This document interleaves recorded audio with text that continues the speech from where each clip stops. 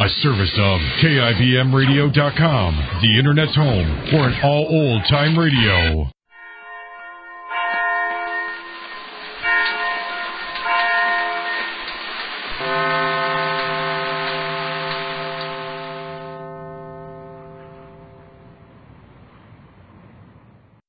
This I believe. Bankers are associated so exclusively with money that sometimes we get the mistaken idea that nothing else counts in their lives. The example of Frank M. Totten should help correct that impression. He is a vice president of the Chase National Bank. But this banker's hours are filled with much work for values which cannot be measured in dollars and cents. He is president of New York City's YMCA. He raises funds for Negro colleges. He is an active churchman and Mason. The reasons for all of Frank Totten's activities? Listen to his beliefs. Some years ago in New England, a little girl named Laura Bridgman, when she was only 2 years of age, was stricken with a mysterious malady which left her deaf, dumb, and blind. A doctor, Samuel G. Howe, heard of her pathetic condition and thought he would endeavor to break through her prison house of darkness. He tried an experiment by placing her fingertips on his lips and reading to her for 15 minutes every day at a certain time for 10 consecutive days. At the end of 10 days, he stopped to see if she would show any signs of awareness. For several days, she didn't. And then one day, just at that time, she showed signs of irritability and annoyance and frustration. That was the first great step. Then Dr. Howe knew that he had broken through. From that time on, her progress was rapid and encouraging. She eventually became an intelligent and educated woman. But the first great step in her progress was when the thought was borne in upon her that someone was trying to tell her something and to make her understand. Many of us with fewer handicaps than Laura Bridgman have looked out upon this world with its hatreds, bloodshed, lust, and greed, and have thought, there is no meaning to all this.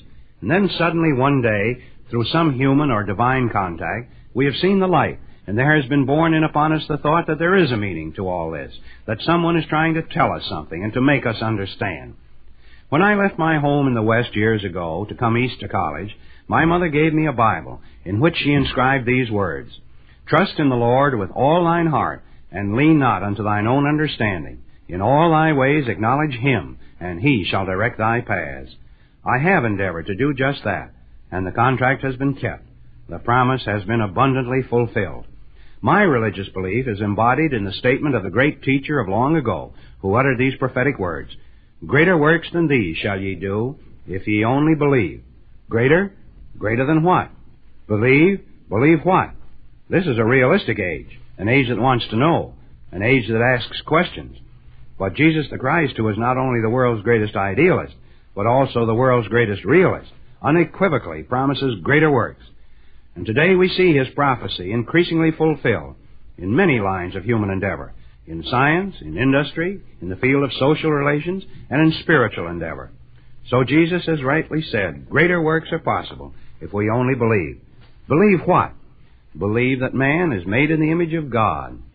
Believe that man, in his idealistic and scientific outreaching, is only thinking God's thoughts after him.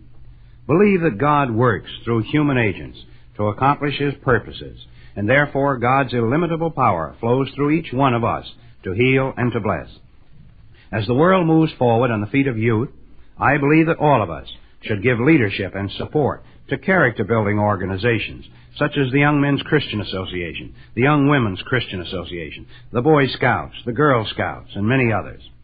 I do believe that there is a meaning to man's journey on this earth, and so my religious belief enables me to stretch out my hand to an unseen hand in this great mystery called life. For I am confident that someone is trying to tell me something and to make me understand. That was Frank M. Totten, a New York banker, a humble and sincere man who believes there is a way out of darkness. The Anchor Hocking Glass Corporation brings you Crime Photographer.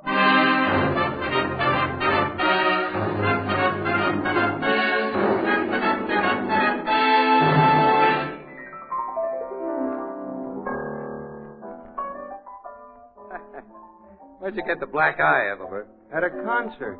A concert? What were you doing? I was just telling this fella we have better music at the Blue Note Cafe. And? He turned out to be the conductor's brother. Ooh, well, that'll teach you a lesson, Ethelbert. When you're with strangers, it's safer to talk about something everyone agrees on. Like what, for instance? Like Anchor Hocking, the most famous name in glass.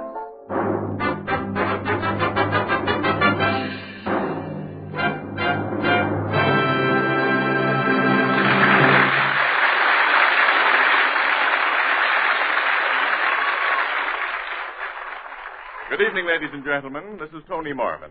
Every week at this time, the Anchor Hocking Glass Corporation of Lancaster, Ohio, and its more than 10,000 employees bring you another adventure of Casey, crime photographer, ace cameraman who covers the crime news of a great city. Written by Alonzo Dean Cole, our adventure for tonight, Bright New Star.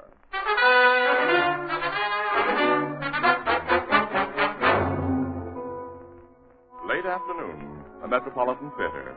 Its auditorium is empty and its half-lighted stage is bare, except for several dozen folding chairs and a few rough tables that have been used for a rehearsal.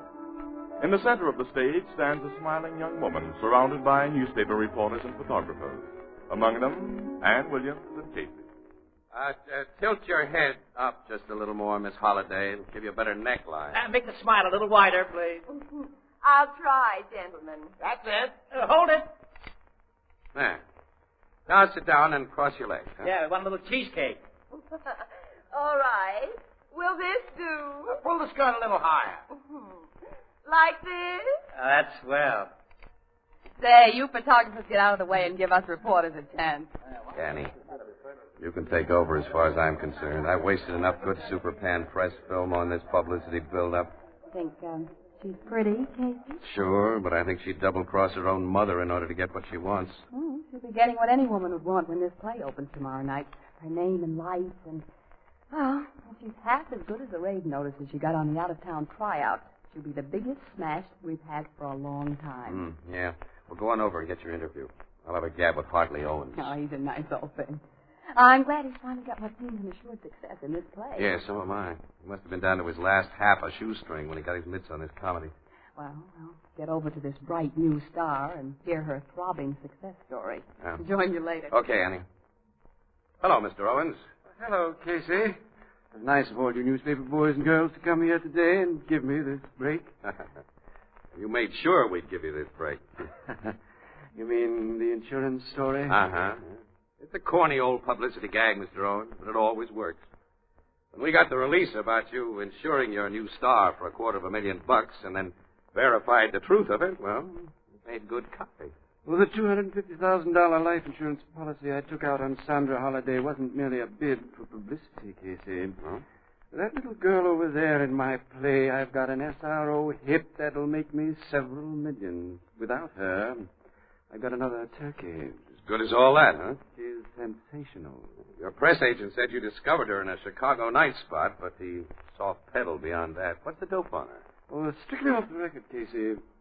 She was entertaining in a pretty low dive when I found her. One of Murray Solano's places. Uh-oh.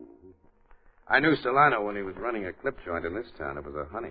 So is Solano. I'm very much afraid. Afraid of what? Of complications. Huh? Solano's crazy about this girl. He wants to marry her. Ooh. Well, if she does, the publicity will wreck both her and your show. You know, among other assorted crimes and misdemeanors, that guy's strongly suspected of a couple of murders. Well, she won't marry him. As a matter of fact, Sandra's even more anxious to get rid of him than I am, but Solano has money, Casey. He was helpful to her before I took her out of his place. I think that she had encouraged him a little too much. Now it's going to be hard to give him a brush off. Very hard.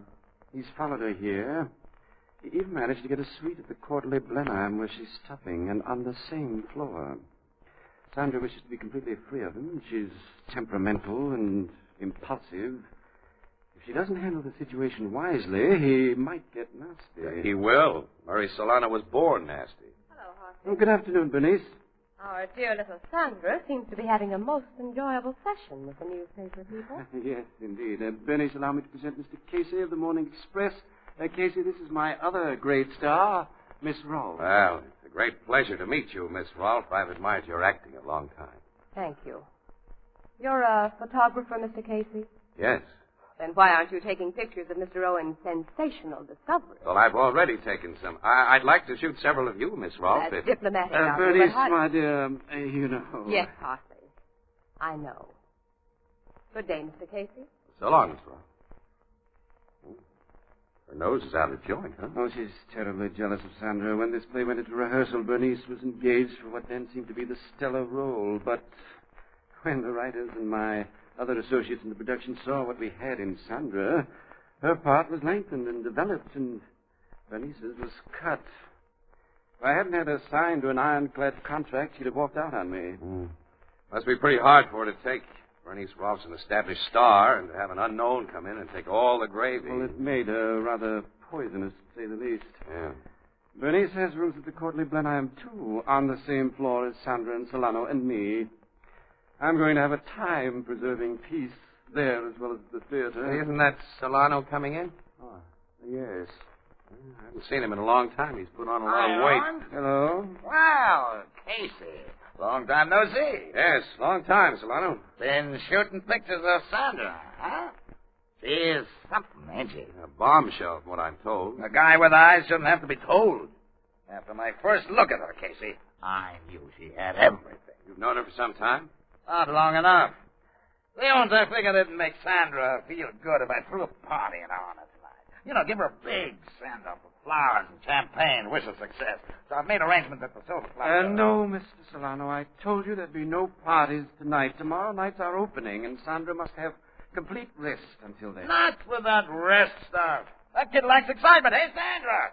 Yes? I want to talk to you a minute. I'm terribly busy. Excuse me, Casey. I've got to make sure she doesn't... Yeah, I'll go with you, Mr. Owen. Ditch those newspaper characters for a minute and get an earful of what I've cooked up. I'm throwing a big party for you tonight, kid. Mr. Owens doesn't want me to go out this evening. So what? Now, here's what we're going to do, babe. How dare you call me babe? Huh? Mr. Solano, you neither know me long enough nor well enough to call me babe. Thought this was an act, kid. It is not an act. I want you to leave me alone. I thought your head has been getting bigger and your hat a little higher. Ever Mr. since... Owens, please have this man put out of the theater. Sandra... Put me out, Isn't huh? it plain enough that I don't want to see you anymore? Yeah. It is now. Come on, babe. Thanks for finally giving it to me straight, just how I stand. Sandra, you shouldn't have done that. Not the way you did. I told you I was fed up with him, Mr. Owens. And you wanted him out of the way. Solano's dangerous. I'm not afraid of him. Ladies and gentlemen, I'm sorry this unpleasant scene had to occur before you. Now, as I was telling you reporters, I was brought up in an exclusive section of Pittsburgh. My father worked in a bank. Probably a gravel bank. Casey, what do you suppose the lowdown is on that Solano person? I'll tell you when we get out of here, Annie. Come on, let's go. Okay. So long, Mr. Owens. Casey... Yeah? will you excuse us a moment, Miss Williams? Certainly. Casey, you're an old friend, so I know everything I've told you will be off the record. This opening tomorrow night, the success of my new star, means everything to me. The wrong sort of publicity at this time. Yes, I understand. Well, don't worry. Nothing to hurt your show. We'll get into the Express, and the people here from other papers are young in the racket. They don't know Solano. Thanks. You think you might try to harm Sandra? It's pretty rough, the way she gave him the gate. Solano's going to be plenty burnt. Look, why don't you play safe and get her a bodyguard? I shall. That'll be good publicity. Yeah. You would think of that, Hank. Second nature, my boy. But seriously, until I secure guards for the job, I'll keep very close watch over her myself. Well, that'll be easy since you're stopping at the same hotel. Well, so long, Mr. Owens. And so long, Casey.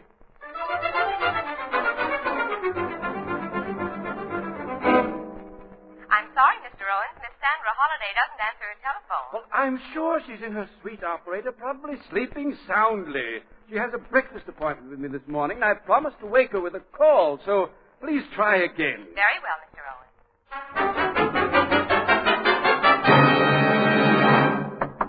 Don't waste time knocking at that door, man. Open it. If I use my pass key on Miss Holliday's door, you must take the responsibility, Mr. Owens. Ladies don't usually like it when house detectives barge in. I'll take all responsibility. I tell you, I've been trying to rouse her by phone for almost half an hour. Don't be worried, sir. She may have gone out. I told her not to go out. Open that door. Here you are, sir. But nothing ever happens to people in this hotel. Merciful Lord. Her head's all bashed in. She's dead.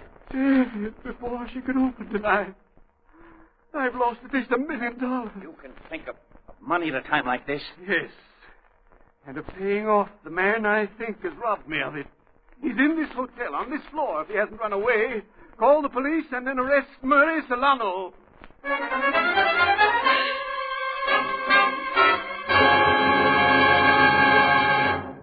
Our story will continue in just a moment. Want to make your folks' mouths water with a surefire dessert? Then let it be homemade pie, and set it on the table in a gleaming anchor-hocking oven glass pie plate. Its fluffy, light brown crust will give a tempting hint of the goodness within. Peaches, berries, or creamy lemon meringue. And those delicious pies will be even better when baked in a Fire King oven glass pie plate, because they bake all the way through. And after the last delicious piece is tucked away, that beautiful Fire King oven glass plate washes clean in a jiffy. Now, right now, your favorite 5 and 10 cent store and all other stores selling household glass are featuring an unusual bargain. A big 9 1/2 inch Fire King oven glass pie plate at only 25 cents. Slightly more in distant cities. Be sure to get your Fire King oven glass pie plate now while the supply lasts. You'll enjoy it for years because, like all Fire King oven glass, it's guaranteed for 2 years against oven breakage. Ask for Fire King oven glass by name. Another product of Anchor Hocking.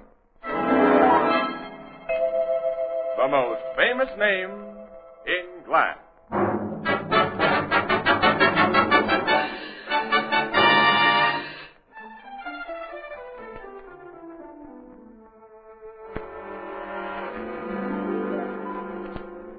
You and this house detective went to Solano's rooms right after you phoned me at headquarters, Mr. Owens? Yes, Captain. Solano wasn't there. The guy left in such a hurry, Captain Logan. He took nothing but the clothes he was wearing. Which means that after he killed Sandra, he lost no time in making his getaway. Casey, have you told Captain Logan what happened at the theater yesterday? Yes, on our way here, I happened to be in Logan's office when the murder report came in. You, house detective, what's your name? Bannon, sir. Have you made any check on Solano's movements, Bannon? Yes, Captain. He was last seen coming into the hotel about 12 o'clock last night. And no one remembers seeing him leave again after that. I'll put my men checking on that. Well, until the medical examiner gets here and gives me the lowdown, I guess this woman's been dead about 8 hours. Since 2 o'clock this morning. Yeah, that's my guess, too, Logan. I'm glad to have your support, Casey. Happy to give it to you, pal. And the murder instrument was obviously that heavy brass candlestick from which somebody has carefully removed all the fingerprints. Well, a guy like Solano would remember to do that. Yeah, but would Solano have used the candlestick? Why not?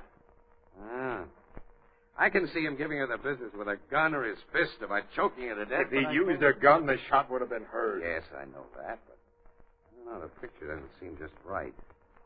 How did he get in here between midnight and 2 in the morning? Well, I think Sandra let him in herself, Casey, perhaps because I instructed her not to do so under any circumstances.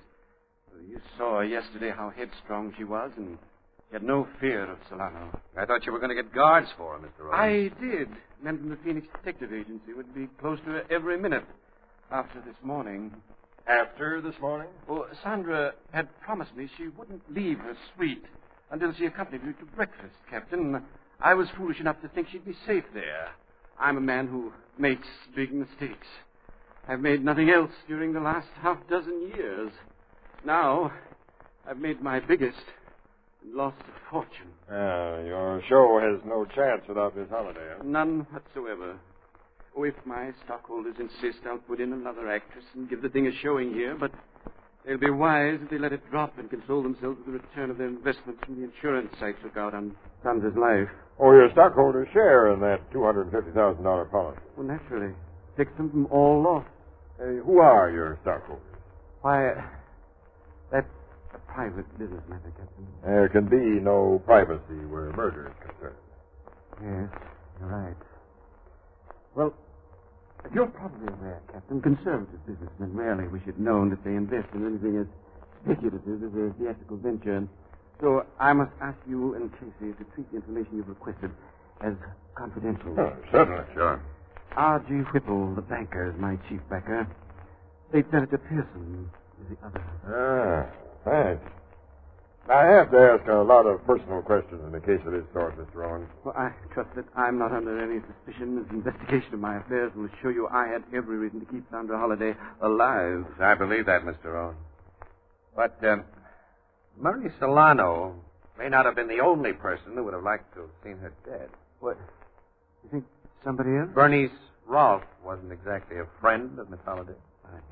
Jealous women can be as murderous as jilted men. Oh, Casey, I'm sure that Bernice... Hey, what's this about? Well, Mr. Owens can give you the details better than I can, Logan. And after he gets through, I think there's an actress you want to talk to. An old star who didn't like being outshone by a new one.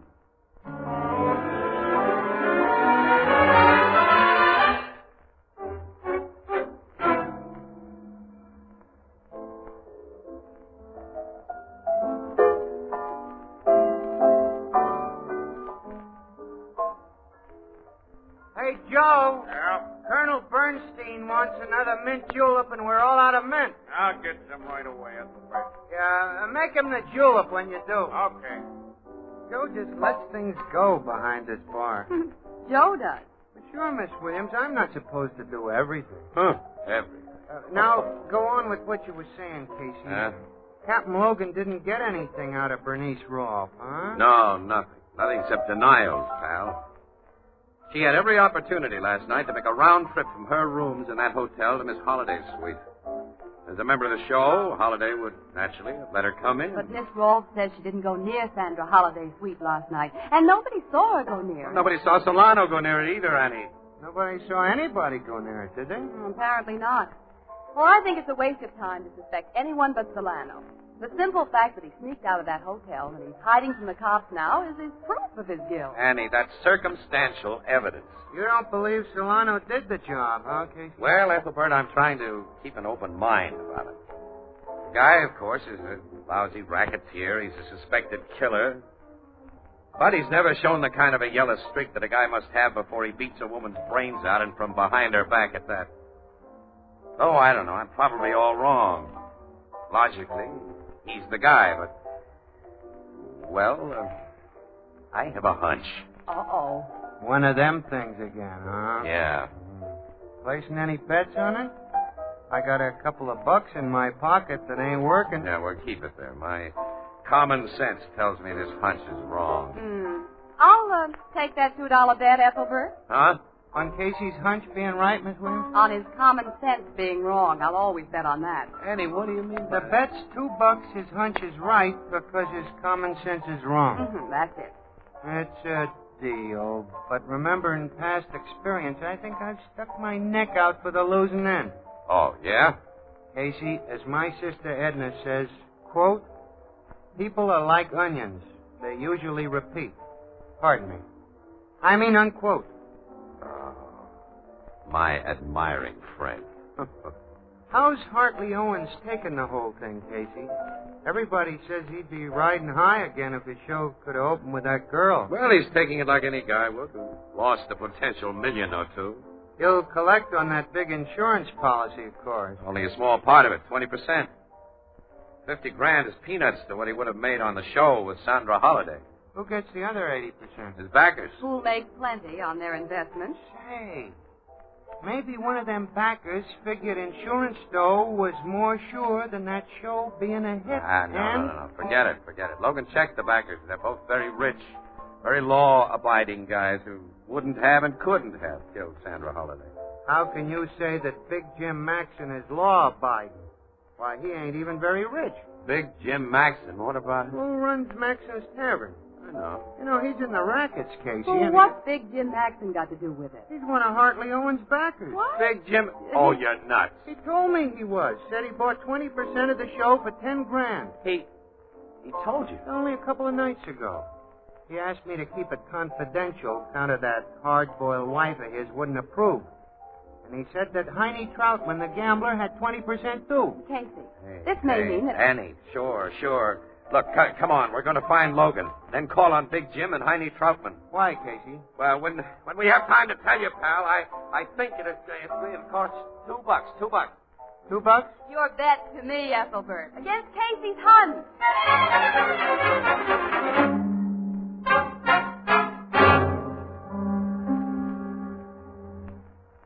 Sit down, gentlemen. Oh, thanks, Mr. Owens. We won't be here very long. Neither will you, Mr. Owens. I, Casey? Uh-huh. Nice suite of rooms he has, Logan. He's going to miss it. I don't understand. This afternoon, I called on the backers of your show, whose names you gave me, Mr. Whipple and Mr. Pearson. I'm sure they confirmed everything I told you. They did, 100%. Yeah, but tonight we made other calls on Big Jim Maxon. And Heine Troutman. I don't know what Oh, yes, you do. You sold 140% of your show, Owen.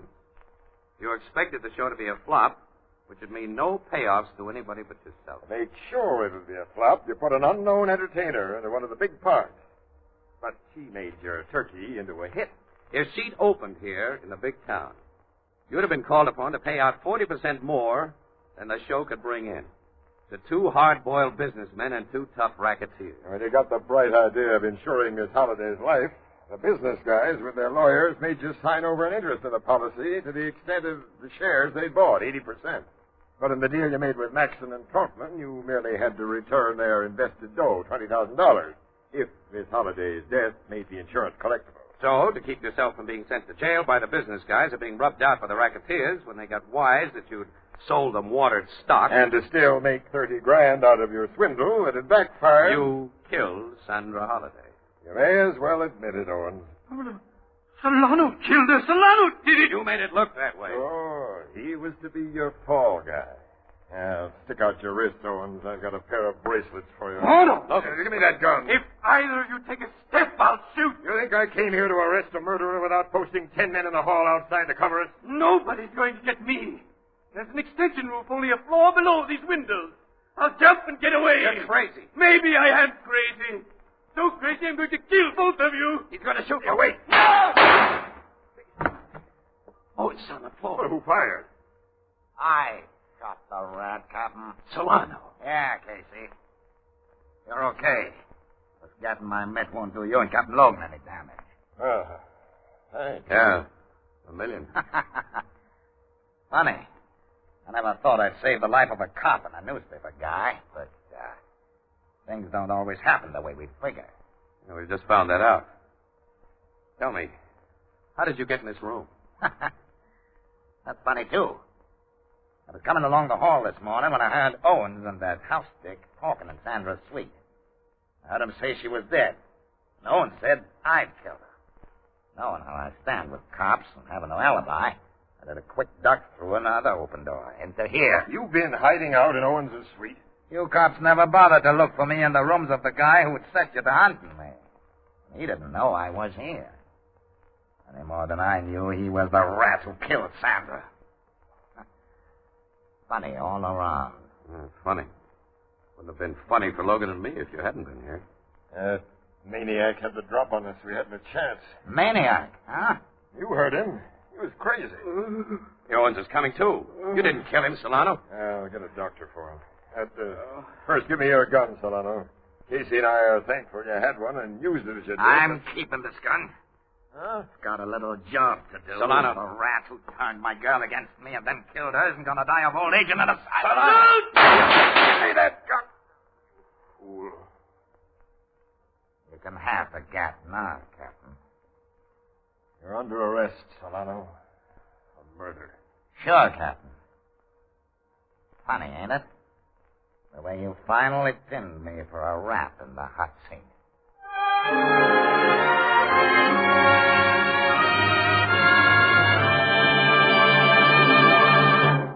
We'll join the crowd at the Blue Note in just a moment.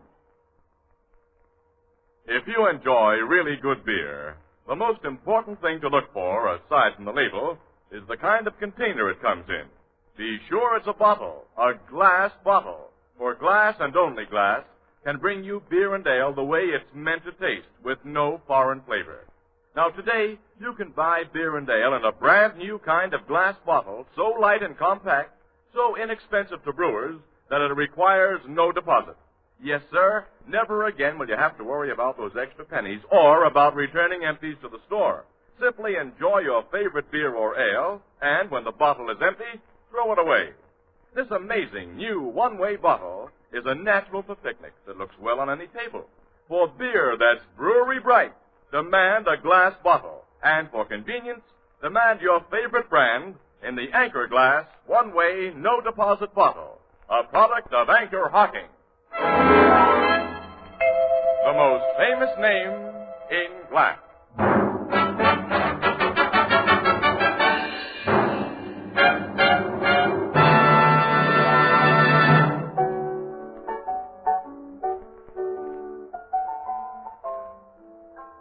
It was funny, Casey, how Solano was finally got for murder.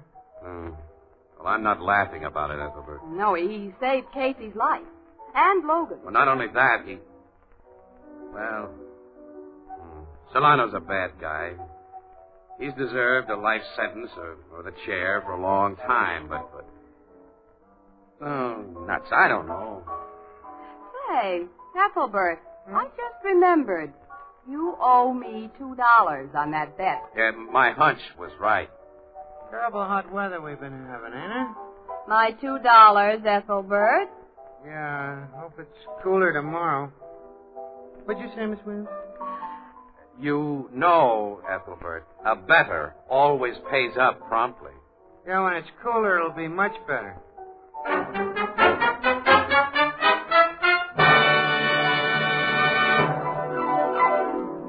Crime Photographer, starring Stotts Cotsworth as Casey, is brought to you each Thursday by the Anchor Hocking Glass Corporation, makers of Fire King Oven Glass, Anchor Glass Containers, Anchor Caps and Closures. All products of Anchor Hocking, the most famous name in glass.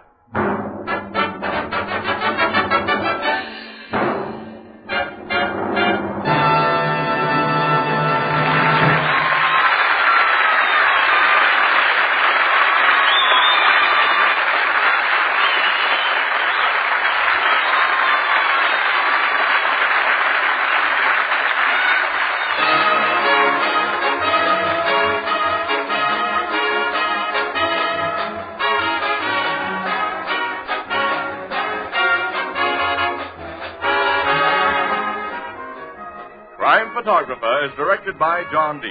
The original music is by Archie Blyer, and the program features Miss Jan Miner as Anne and John Gibson as Ethelbert. The part of Hartley Owens was played by Roger the Coven. Herman Chittison is the Blue Note pianist.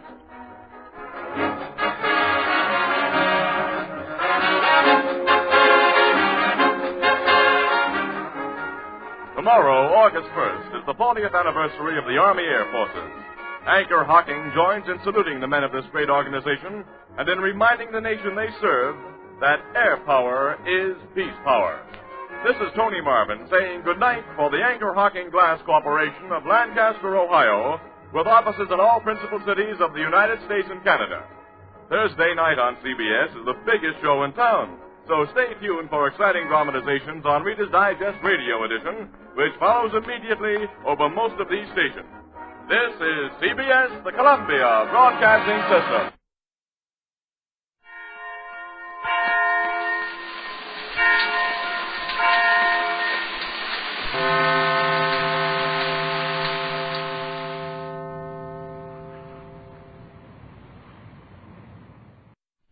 This, I believe. Mr. Frank M. Wilkes has spent over 40 years in the electric utility industry. He is recognized throughout the industry as one of its most able company executives. He was born in Salt Lake City, Utah, and was reared and educated in Kentucky. He received his degree in electrical engineering from the University of Kentucky when he was only 18. Here now the beliefs of Frank M. Wilkes.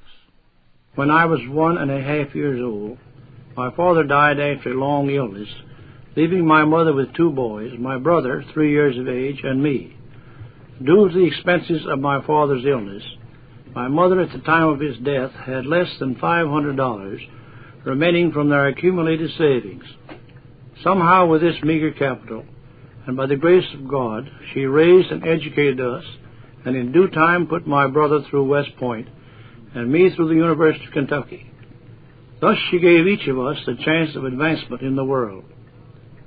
Now I am a father and a grandfather, and can realize just how unfortunate it is for a child to miss the blessings of the loving care of both parents during the formative years of his life and character. Yet in another way, I feel I was exceptionally blessed, because my mother undertook to be both father and mother to her 2 boys. Particularly, I believe she did much towards formulating my beliefs and ideals. Her teachings have stayed with me during the many, many years of my life. I still have in my possession the worn Bible which she gave me when I entered college in 1904. On the flyleaf of this Bible is a quotation, "Fear God and keep His commandments." Under this quotation is written in her handwriting, "And God will take care of the consequences." I think this quotation is typical of her philosophy of life, which she has basically passed on to me. While I must confess that I have failed to keep all His commandments, I have cherished her teachings and philosophy of life, and I have tried to apply them to the best of my ability. Among the many things which I learned from her and from her Bible are the following. Looking back to my childhood, I do not believe my mother ever gave me any spending money, except $1 on my birthdays and $2 at each Christmas. All other spending money that I received was either in payment of some task which she assigned to me, or was earned by me from service to others. From this I learned the dignity of labor, and the fact that one must work honestly if he desires to acquire any property, and must give an honest day's work for an honest day's pay, whether it be as a hod carrier or as a president of a big industry. One illustration is typical. We were visiting an aunt in Salt Lake City who was well fixed financially. This aunt wanted to give my brother and me some spending money while we were in the city, but my mother insisted that we earn it by cutting dandelions out of the front yard on the basis of 5 cents per 100 for this service. She then required us to put into each pile not 100, but 105 dandelions by actual count. This lesson has stuck by me in my business dealings ever since. She taught me the dignity of the individual and my individual right to claim the promises of God, especially to claim the God-given right of liberty and the right of the pursuit of happiness, as long as I did not interfere with the similar rights of other people. She taught me the free agency of man. It is up to each person to do the very best he can do with the talents which God has given him, without fear or favor from any man. Above all, she taught me to believe in the omnipotence of God Almighty, that He has foreordained everything in this world from its creation until the end of eternity, that while He has made the plans for our lives on this earth, He expects us to utilize the talents which He has given us and to fight for that which is right, as He has given us to see the right, and God will take care of the consequences. Those were the beliefs of Mr. Frank M. Wilkes, the president of the Southwestern Gas and Electric Company in Shreveport, Louisiana.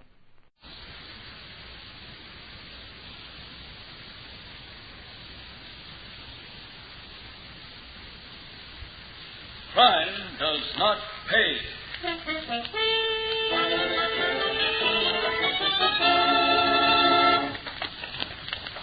Drop it, Martha. Drop it. I'll kill you first. Not if I can help it, my lady. Michael, you're twisting my wrist. The gun's against my chest. Isn't it? And my finger's over yours. On the trigger. Michael, I didn't mean it. Don't. Perhaps you didn't mean it, my lady, but I did.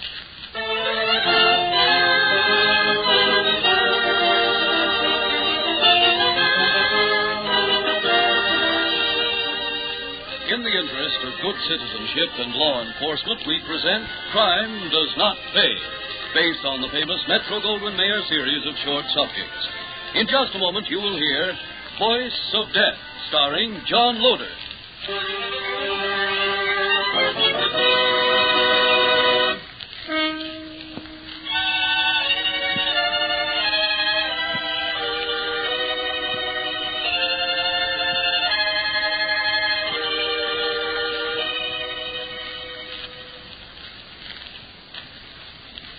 Now, Crime Does Not Pay, starring John Loder as Michael Watkins in Voice of Death.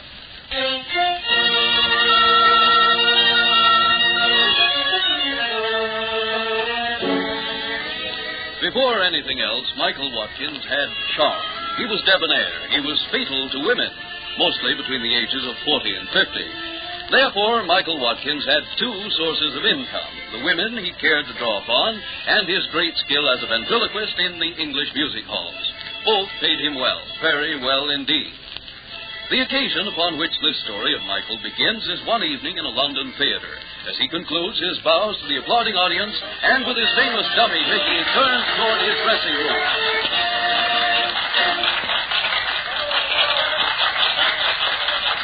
Well, Mickey, we did it once again, didn't we? Thanks for the wee, Mike. Thanks very much. Michael, darling, you were marvelous. Say, Mike, she's here again. Mickey, is that the way to talk about the love of our life? Never mind the our life. Yours, not mine. Michael, will you stop talking to that wicked doll and pay some attention to me? Martha, my dear, it's long past Mickey's bedtime. He really doesn't know what he's saying. When once he's where he belongs, you'll have all my attention, dear, as always. I will not share you with anyone. Now, hurry, darling. Take off that silly makeup so you'll look like my Michael. Hurry now. You have the lady, Mike. Why stand there? I'm on my way, son, on my way. 10 minutes at the longest, Martha.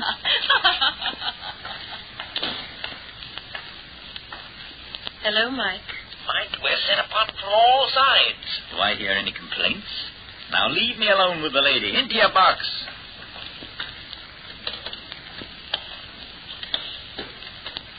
There. Now, Dorothy. Sweetheart, where did you pop from? To be exact, from behind that screen. To be informative, from an airplane ticket office. Oh, Paris for the weekend, darling? Will you excuse me if I take my makeup off? Of course. Not Paris for the weekend, Mike. America forever. But you can't, sweetheart. After all we've been to each other, save it, Mike. Save it for the Martha Wingate. What do you know about Martha Wingate? I'm not my father's daughter for nothing, Mike. Dad is one of the wealthiest men in America because he always checked every investment thoroughly. I've been thinking about investing my life with you, Mike. So I checked. So that's why you're going home. No, for two reasons, darling, neither of which do I expect you to understand. First, my father's old and ill and wants his only daughter with him. Second, I have some pride, Mike. Enough pride to say to you, if you love me as you've said, you'll follow me. But I can't. My career. Mickey will find another voice for himself. If you really want me. Goodbye, Mike. Goodbye. Well. But Martha's waiting, isn't she, Michael? Isn't she, old boy?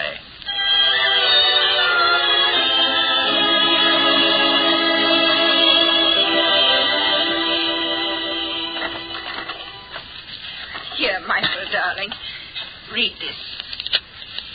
I, Martha Wingate, being of sound mind, and so on, leave all my real and personal property, with certain exceptions hereinafter described, to Michael Watkins, for whose love and kindness to me at a time when I most needed them.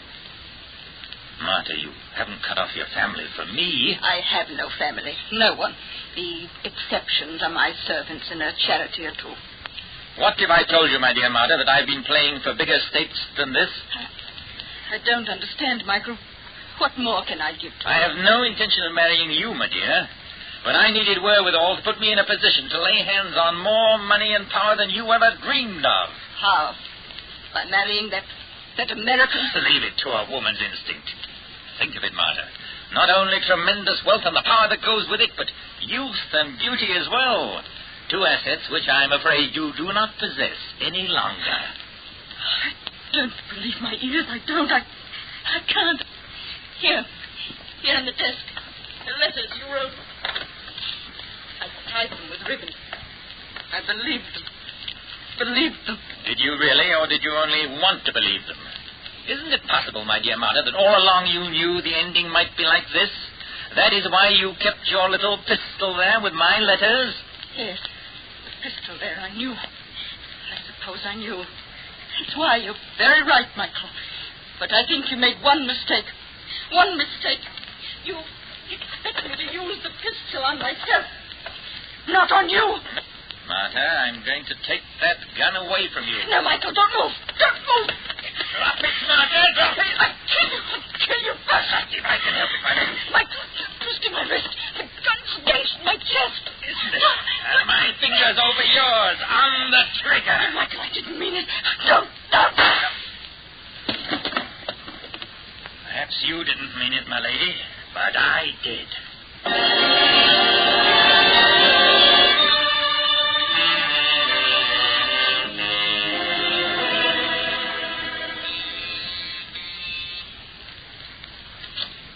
Yes? Oh, Mr. Michael Watkins? Yes. My credentials. I see. Scotland Yard, Sergeant White. Come in, Sergeant. Oh, thank you, sir. May I say I've been expecting you? Oh, have you indeed, Mr. Watkins? Yes. When I was informed of poor Martha's way out and the gesture of her will, the papers were rather descriptive of my letters near the body and all that. Well, I rather expected that you fellows wouldn't close the case without seeing me. What can I do for you, Sergeant? Did you expect Mrs. Wingate to take her own life, Mr. Watkins? As a matter of fact, I thought her many threats were jealous hysteria. Oh, I see. And she had reason to be jealous? Well, I warned her often that there might be a younger woman one day. She refused the inevitable when it came. Well, you were honest, at any rate. I try to be, always. Is there any reason for any other verdict than suicide, Sergeant? If so, I offer any help I can give to track down the killer. Oh, no. Nothing, Mr. Watkins. Just the small fact that the wound... Well, it struck me that Mrs. Wingate's wrist must have been bent at a very sharp angle to permit the bullet to enter where it did. You don't miss very much, do you, Sergeant? However, the medical examiner assures me that it could have been done. You seem quite prepared to accept the limelight as the cause of Mrs. Wingate's self-destruction. Well, now, do I have any choice? Apparently, no. Well, Mr. Watkins, I wanted to meet you, and having seen you, if you'll excuse me now... Naturally. Anything I can do, just call on me. Oh, we shall. As a matter of fact, my superiors have given me leave to request that you remain within reach until further notice. Good day, Mr. Watkins. Whew. Apparently no time to lose.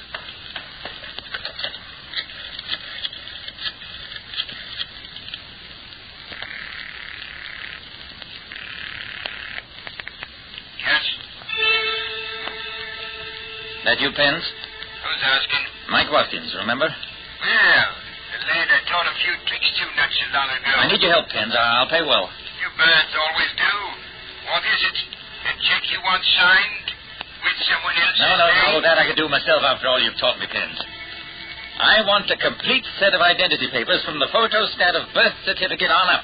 I want them in the name of Martin Williams. Get that. Martin Williams, and I want them fast. I'm getting out of the country, Pence, as quickly as I can.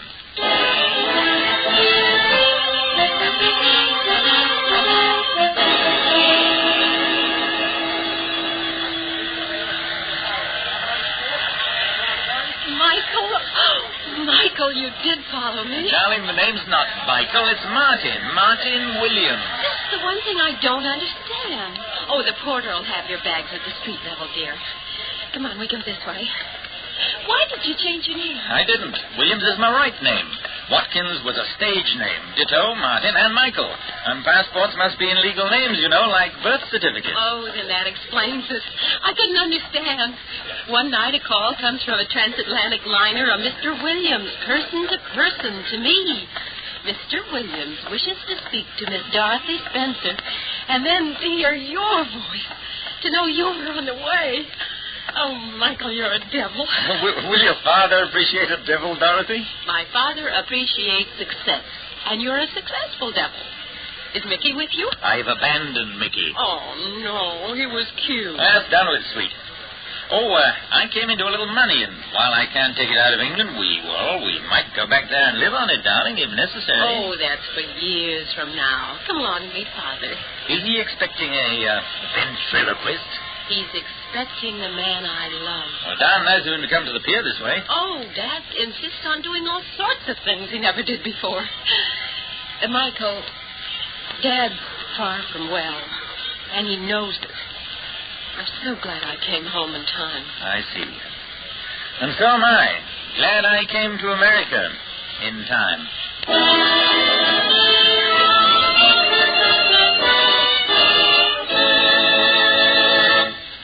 In just a moment, Crime Does Not Pay will continue with Voice of Death.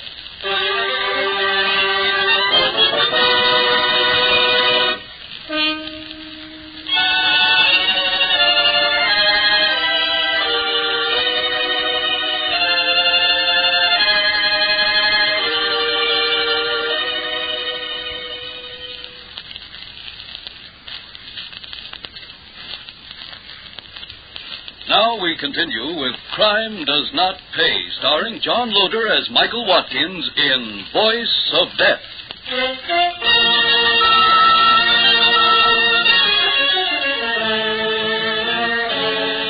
A new country meant just one thing to Michael Watkins, a new field to conquer with his one great weapon, his charm.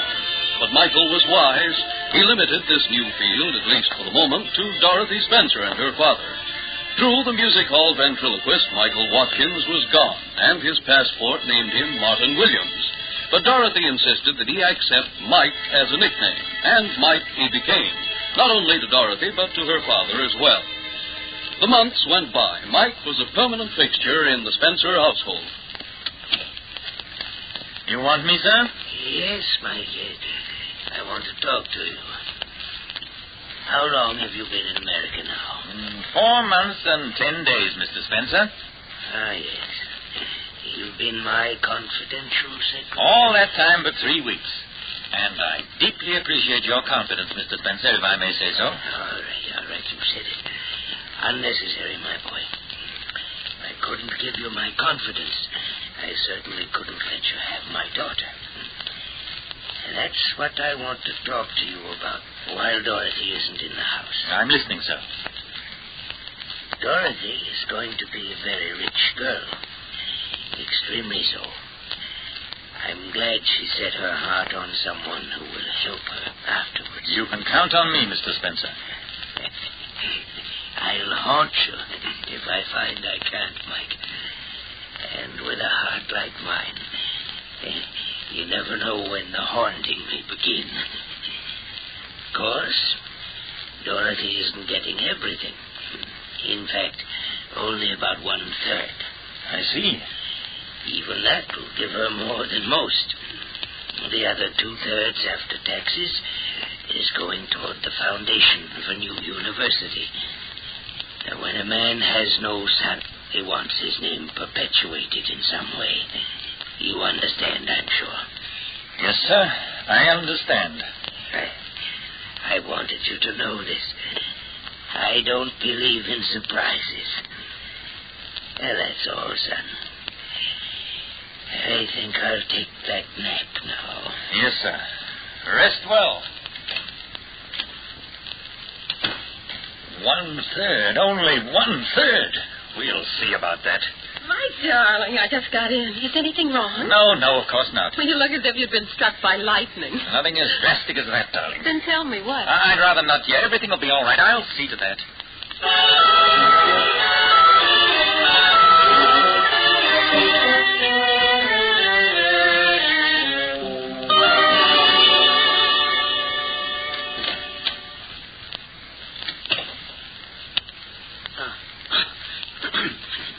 Who's there? Who turned on the lights? I did, sir. Oh. What do you want, Mike? Is Dorothy... Dorothy is perfectly all right as far as I know. Oh. Well, then, what on earth are you waking me for at 2 o'clock in the morning? I want you to change your will. What? Well, I'll do no such thing. I think you'd better. Are you crazy? No, just young and strong with a good heart. This a threat, sir. Leave my pillow alone, you hear? Let me up. If you think this will change my mind. I've taken care of that. Taken care of it to a point already. Don't fight, Mr. Spencer. Just slip away. Your heart won't take much. Make it easy for yourself. There. Even easier than I thought. Now, prop the body on the pillows. Good. The bells. Here. So, cook. And yes, butler. Excellent. Papers ready, fountain pen. All set. Come in. Oh, Mr. Williams, there's something wrong. Mr. Spencer. You rang, Mr. Spencer? Oh, cook and Mr. Williams, too? Is he? Has he? Shut the door, please. Not yet, but he's quite low. He called me a few minutes ago. Oh, have you sent for the doctor, Mr. Williams? I will, as soon as we've accomplished what Mr. Spencer wants done. So quickly, please. Oh, anything, sir. Of course, Mr. Williams. Mr. Spencer's made his will. What's that, sir? To be legal, they must know I'm in my right mind, that I want them myself to witness the instrument. Yes, sir. Now, please, save your strength. Did you hear that, Mrs. Mallory? Oh, yes, I heard. I heard. And you too, Davis? Yes, sir. He spoke quite clearly. Now, here's the pen. Mr. Spencer signed it while he still had the strength. Here, you know his handwriting. Just there. And there. Now I'll call the doctor.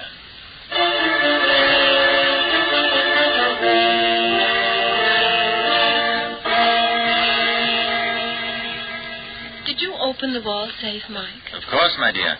You had access to that safe, Mr. Williams. I thought only Miss Spencer and her father. Well, Mike was Dad's confidential secretary these past months, Mr. Mason. He knows the combination, too. I see. Well, a man doesn't keep his lawyer up to date on everything, I suppose.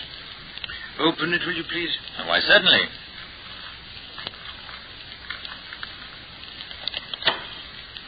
There you are, Mr. Mason. Thank you. Ah, yes, these leases are familiar. And this is the first share of stock he ever bought. He told me once he'd never sell it. Yes, papers. Okay. Oh, this is the will I drew for him. There seems to be one more envelope here, same size as that one. Yeah, no harm in opening it.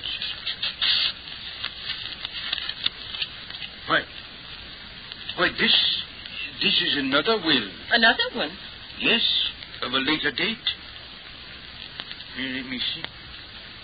A complete change of heart. His entire estate to you, Miss Spencer. In trust with Mr. Williams here. I'm honored. I'm truly honored. A change of heart? You didn't know the contents of the will I drew? No, of course not. Oh, well, briefly, 1/3 to you directly, 2/3 for the founding of a university to bear the Spencer name. Now, you realize, both of you, that when two instruments appear like this, the signatures must be authenticated. Is that the usual procedure in this country? Oh, yes, purely a matter of form. I'm certain everything will be in proper order.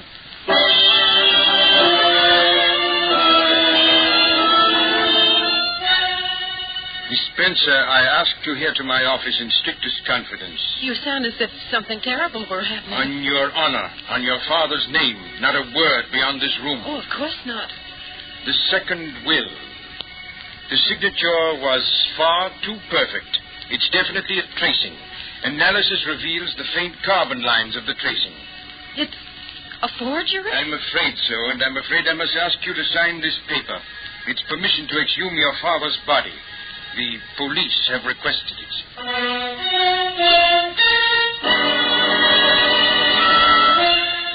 There it is, Mr. Mason. Medical examiner's report. Evidence of possible suffocation. Death definitely not from heart failure, as certificate presumed. But this is incredible, Lieutenant. It's simply incredible. Not to us, Counselor. Not with a motive as strong as that forged will. But surely you don't suspect Miss Spencer? Oh, definitely not. But we've been doing some checking, sir, including several telephone conversations with the Criminal Investigation Division of the London Police. Scotland Yard? Exactly. I wonder, Mr. Mason, if you could arrange a meeting between Miss Spencer and myself. Lieutenant Allison, I can't. I just can't. If what you believe is true, I'll never be able to live with myself. Not ever. Well, he was an old man, Miss Spencer. His time was very short in any case. And there is such a thing as justice. You said Cook's story puzzles you. About Dad speaking to her the night he died. It does. Mike was a ventriloquist in England. Well, that fits. It fits everything. Miss Spencer, will you go along with our plan? Yes, oh yes, only quickly, or I shall do something terrible myself.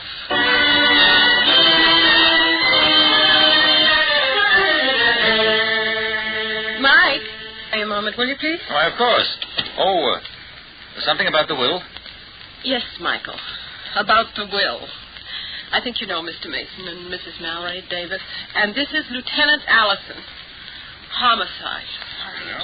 Mr. Williams, Lieutenant Allison has a few questions. Why, certainly, Lieutenant. Anything at all. Thank you. Mr. Williams, I think you should know that the will, which gave you control of Mr. Spencer's fortune, was a forgery. Impossible. But true. Definitely proven true. The signature was a tracing. Mr. Spencer never signed that will. Mrs. Mallory and Davis here never saw him sign it. That's true. You said yourself that night he signed it before we came to the room. You're imagining things, Mrs. Mallory. Davis says the same thing. Tell him, Davis. I told it to you already, Lieutenant. I had no idea Mrs. Mallory had said the same thing before. But he spoke to you, told you himself. Let me read you this, Williams. It's addressed Lieutenant James Allison. Michael Watkins, well-known ventriloquist, disappeared from London. Check of American consulate, revealed photostat, birth certificate, one Martin Williams. Check of information on certificate, revealed same forgery. If Williams ventriloquist, this office interested. Doubt concerning suicide, Martha Wingate. Send fingerprints. Signed White, CID London. Your fingerprints are on the way. We found them on both wills. And Miss Spencer here says she knew you in London as Watkins. Well, Watkins? There is such a thing as justice. Mason, Davis, look out! You won't take me! All right. Lieutenant, is he dead? No, miss. I'm a better shot than that. He'll stand trial. As we both said, there's such a thing as justice.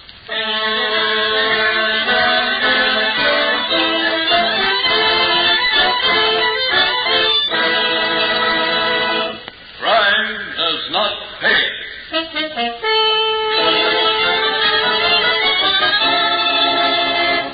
John Loder, who was starred as Michael Watkins in Voice of Death, will be back with you in just a moment.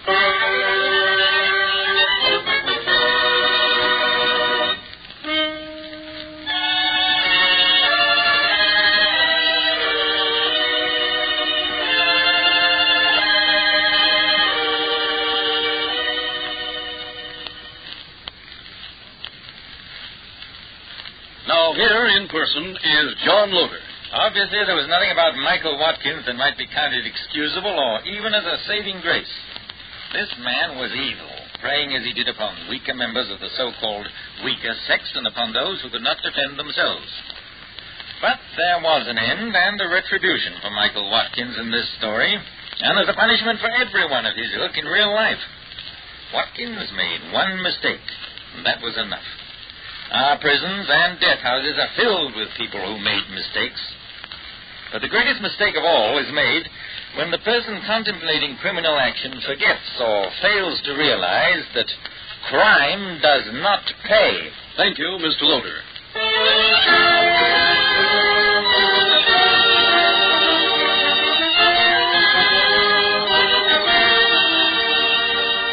Crime Does Not Pay is written by Ira Marion and directed by Marks B. Loeb, with music composed and conducted by John Gart. Technical consultant is Burton B. Turkus.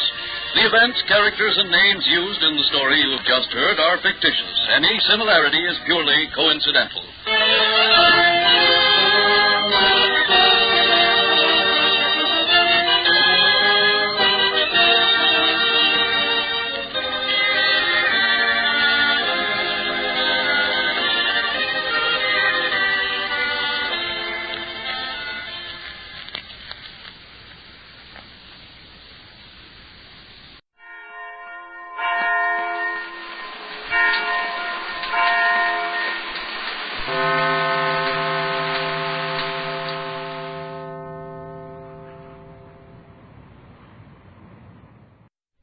This, I believe.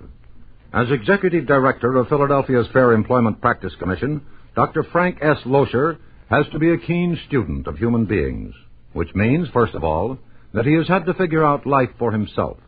Here are his answers.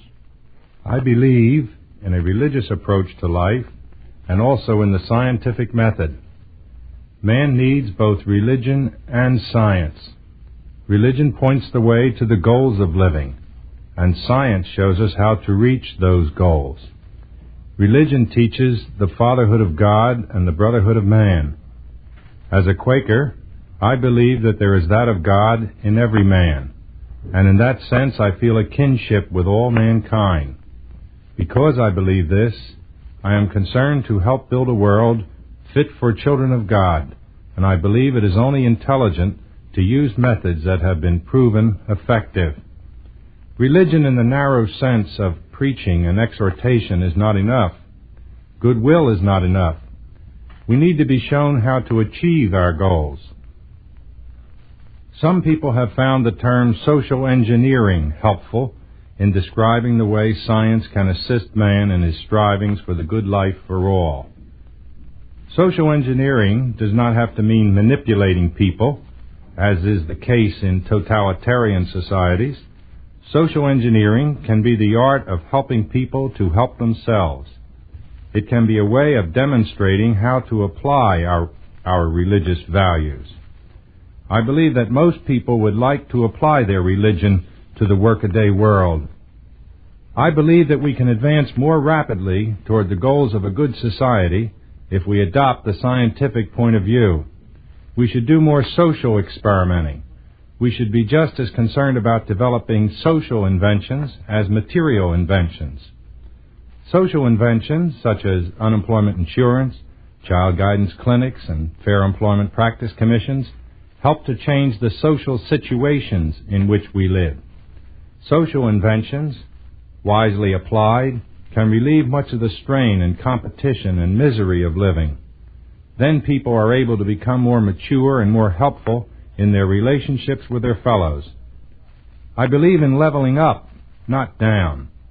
I like the good things of life, material and spiritual, interesting jobs, good housing, automobiles, happy families, literature, music, worship. I like them so much that I want everybody to be able to have them. People of every color, creed, and nation. Science can help us to build that kind of world. I do not believe that people have to become saints in order to do better, act fairer, or live on a more mature level. I believe that human nature can change. I have seen it change. A few years ago, heads of banks, insurance companies, and department stores believed that their customers or employees would object if workers of another color or religion or ancestry were employed. Thanks to the work of religiously motivated people using the methods of science, we have a new social invention, FEPC. Attitudes and customs are changing. Workers of all backgrounds are being employed in all types of positions.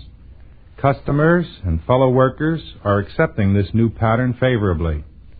What is more, employers are getting a real satisfaction out of doing the thing they have been wanting to do for a long time. I believe that people respond to their religious impulses when they are shown how.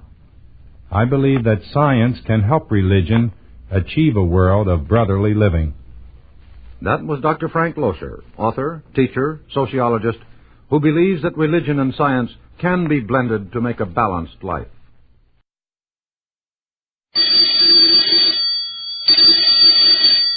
Calling all detectives. Twin brothers, a package of diamonds, and a hard bargain. Those are the exhibits on this page from my casebook. The casebook of Jerry Browning, private detective. Every once in a while, a private detective like me, Jerry Browning, runs into a criminal who's just too smart. I was at the Central Railway Terminal, winding up a routine check for the Great Valley Railroad. The case had been easy, and I felt good, with nothing to do for a few hours but relax. I wandered into the main waiting room, sat down on a bench, and watched all the people who were hurrying to or back from someplace. Ooh. When I heard the groan, I looked around, realized it had come from the well-dressed man sitting alongside of me. I turned to him. "Excuse me, sir, but if you're in trouble, maybe I can help you. I'm Jerry Browning, a private detective." He gave me a shy smile and dabbed at his eyes with an expensive handkerchief. "I am Peter Van Broek.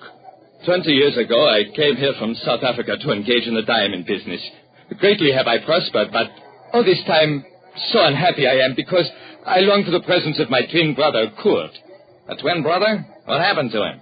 "That I do not know, Mr. Browning. Always I urged him to come here, and finally he consented. Last week already he should have arrived. That he came off the ship, I know, but since disappeared." "Why would anybody want to hurt your brother, Mr. Van Broek?" "Because of a quantity of diamonds he was carrying with him.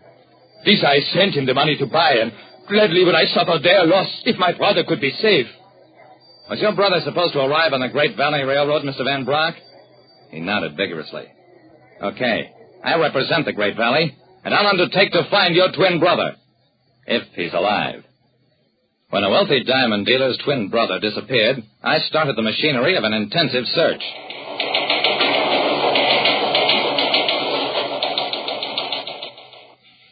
To all cars, missing person Kurt Van Broek, age 46, 5 feet 8, weight about 170, blue eyes, light brown hair, speaks with a Dutch accent.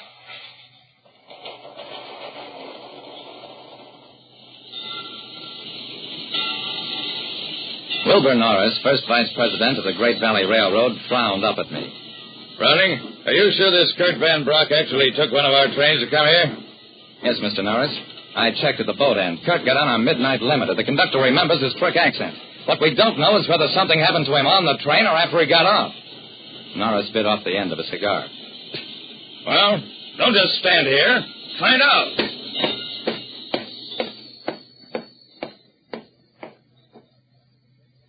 For 2 days, nothing happened. The search for Kurt Van Broek widened out into a 6-state alarm. Meanwhile, with police aid, we checked all pawn shops and fences to see whether the diamonds Kurt had been carrying had gone into underworld channels. That netted us exactly nothing, too. I went back to see Peter Van Broek, who told me, "Spare no effort, no cost, Mr. Browning, to find my brother. If it is a matter of money, of expenses, I shook my head. "I'm working for the Great Valley Railroad, Mr. Van Broek, and all my expenses are paid by them. You'll hear from me."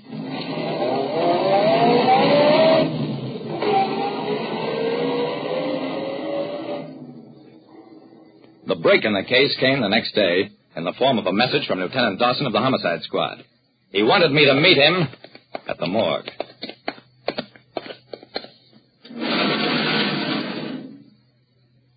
Dawson and I stared down at the body on the slab. "That's him, isn't it?" I nodded. Even in death, Kurt Van Broek was the exact image of his brother. He'd been shot to death. There was no money, no diamonds, no papers on the body. "We found him on the waterfront, dead about 8 hours. They must have been holding him prisoner, killed him when they thought we were closing in. I'm sorry, Jerry." "Yeah. Well, I guess I'd better break the news to his brother."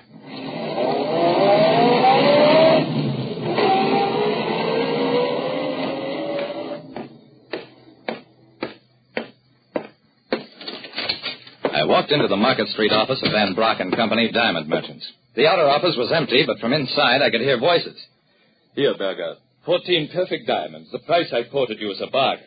"I will take them, Mr. Van Broek. I never doubt the price is quoted me by a man of your integrity." Peter Van Broek and his customer walked outside. The customer left. Then Van Broek faced me. "Yes, what is it?" I took a deep breath. "I have bad news for you, Mr. Van Broek. The worst kind."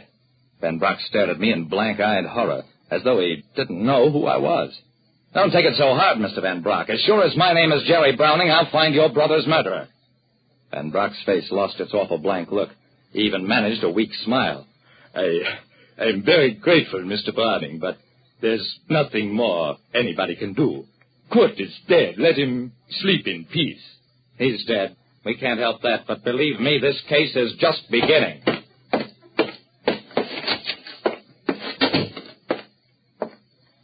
I walked outside, shook my head at the kind of resignation Peter Van Brock had shown.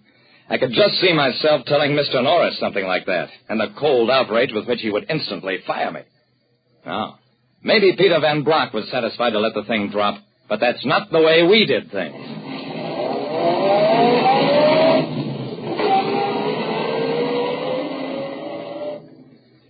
It was all right to talk and act tough, but that produced no results.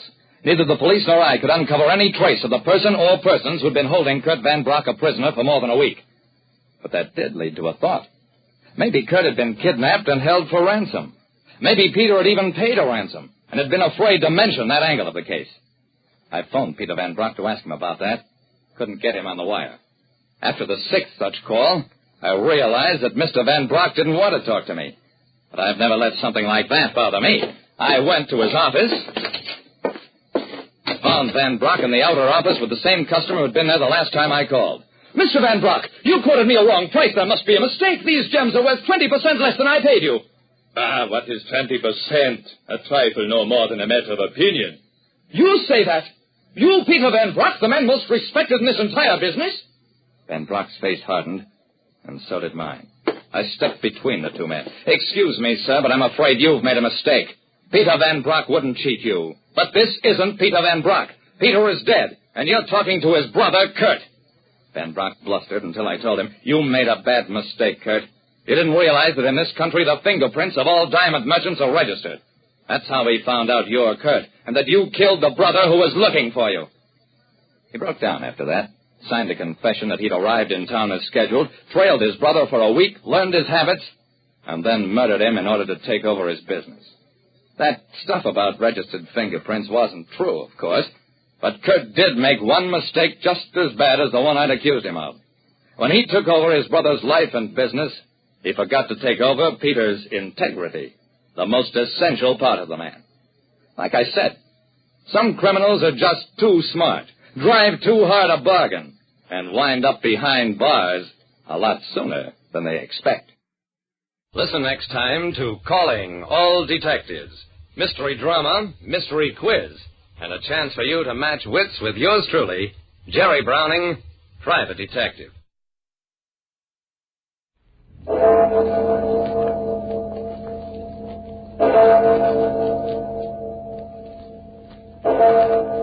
Murder at midnight.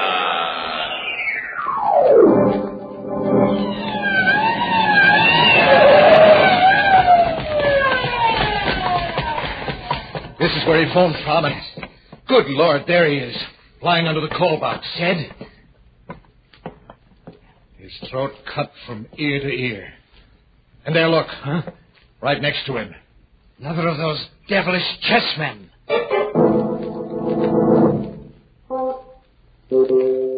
Midnight, the witching hour when the night is darkest, our fears the strongest, and our strength at its lowest ebb. Midnight, when the graves gape open and death strikes. How?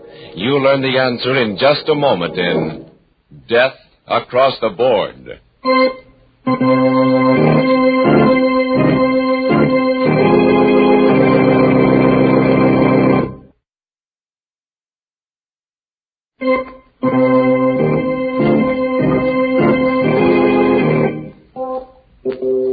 And now, Murder at Midnight, Tales of Mystery and Terror by radio's Masters of the Macabre.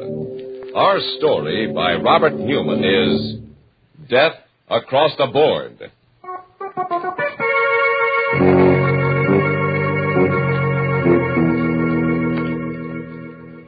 It's about 11 o'clock on a sultry summer evening, And Dr. John Strand is standing in front of the window of a pawn shop in the oldest part of the city. There is the usual collection of odds and ends on display, and also some items that are rather unusual. On a sudden impulse, he pushes open the door and goes in. Good evening, sir. Good evening.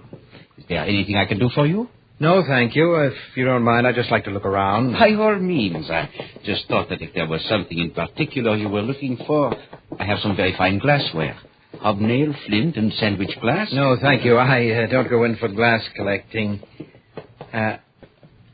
Hello, this chess set. It's a very interesting one. And a very interesting game you're playing. My dear sir, you have no idea how interesting. Whose move? White's. Oh, well, then White should win in 6 moves. That, sir, is very much open to question. Well, perhaps we can play sometime. How much for this set? Oh, I'm awfully sorry, but it is not for sale. Oh, that's too bad. Yes. However, if you are interested in chess and chessmen, I know of a set that I think might appeal to you. It is an Arabian set, 12th or 13th century ivory, reputed to have belonged to Salah ed-Din. The white pieces are Saracen warriors, and the black pieces are crusaders. You have it here? Unfortunately, no. But it is not very far away, and if you thought you'd like to see it... Well, if it's not too expensive, and if you're sure it's no bother... My dear sir, don't give it another thought. I will be most anxious for your reactions, even if you do not buy. The address is 23 Vallon Place. That is down 2 blocks and 1 to your right. Ask for Felix, and tell him that Raphael sent you. 23 Vallon Place, and ask for Felix. I will phone him. Tell him to expect you. Your name is... Strand. Dr. John Strand. Very good, Dr. Strand. Somehow I have the feeling that we shall see each other again. All right. Perhaps even have a chance to play that game you mentioned before.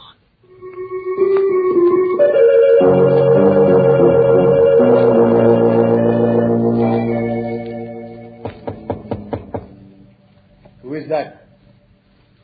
Who is there? Felix? I said, who is there? My name is Strand. Rayfield sent me over here.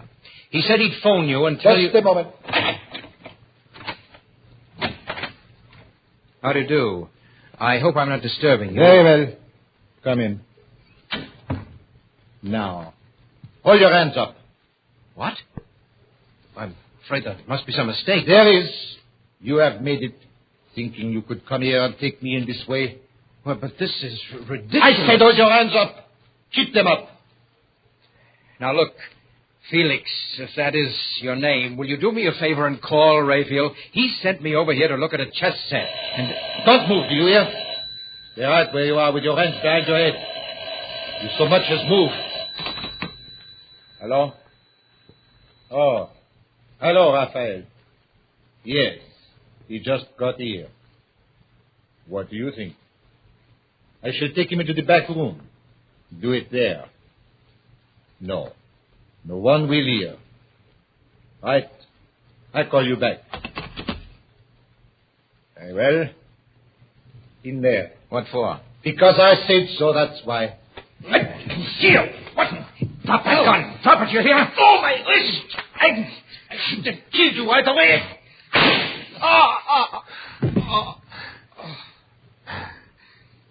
Okay, now get up and tell me what this is all about. You hear me? I said get up. Felix. Dead.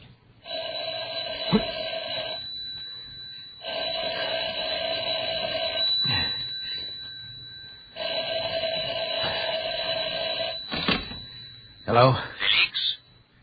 I'm sorry, he can't come to the phone just now. Oh, Dr. Strand. Congratulations. What? Who is this? This is Raphael.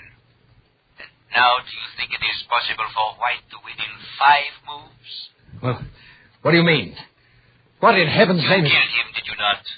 Of course you killed him, or you would not be speaking to me now. May I suggest that you go through Felix's pockets, take out the most interesting thing you find there, and bring it to my shop? What?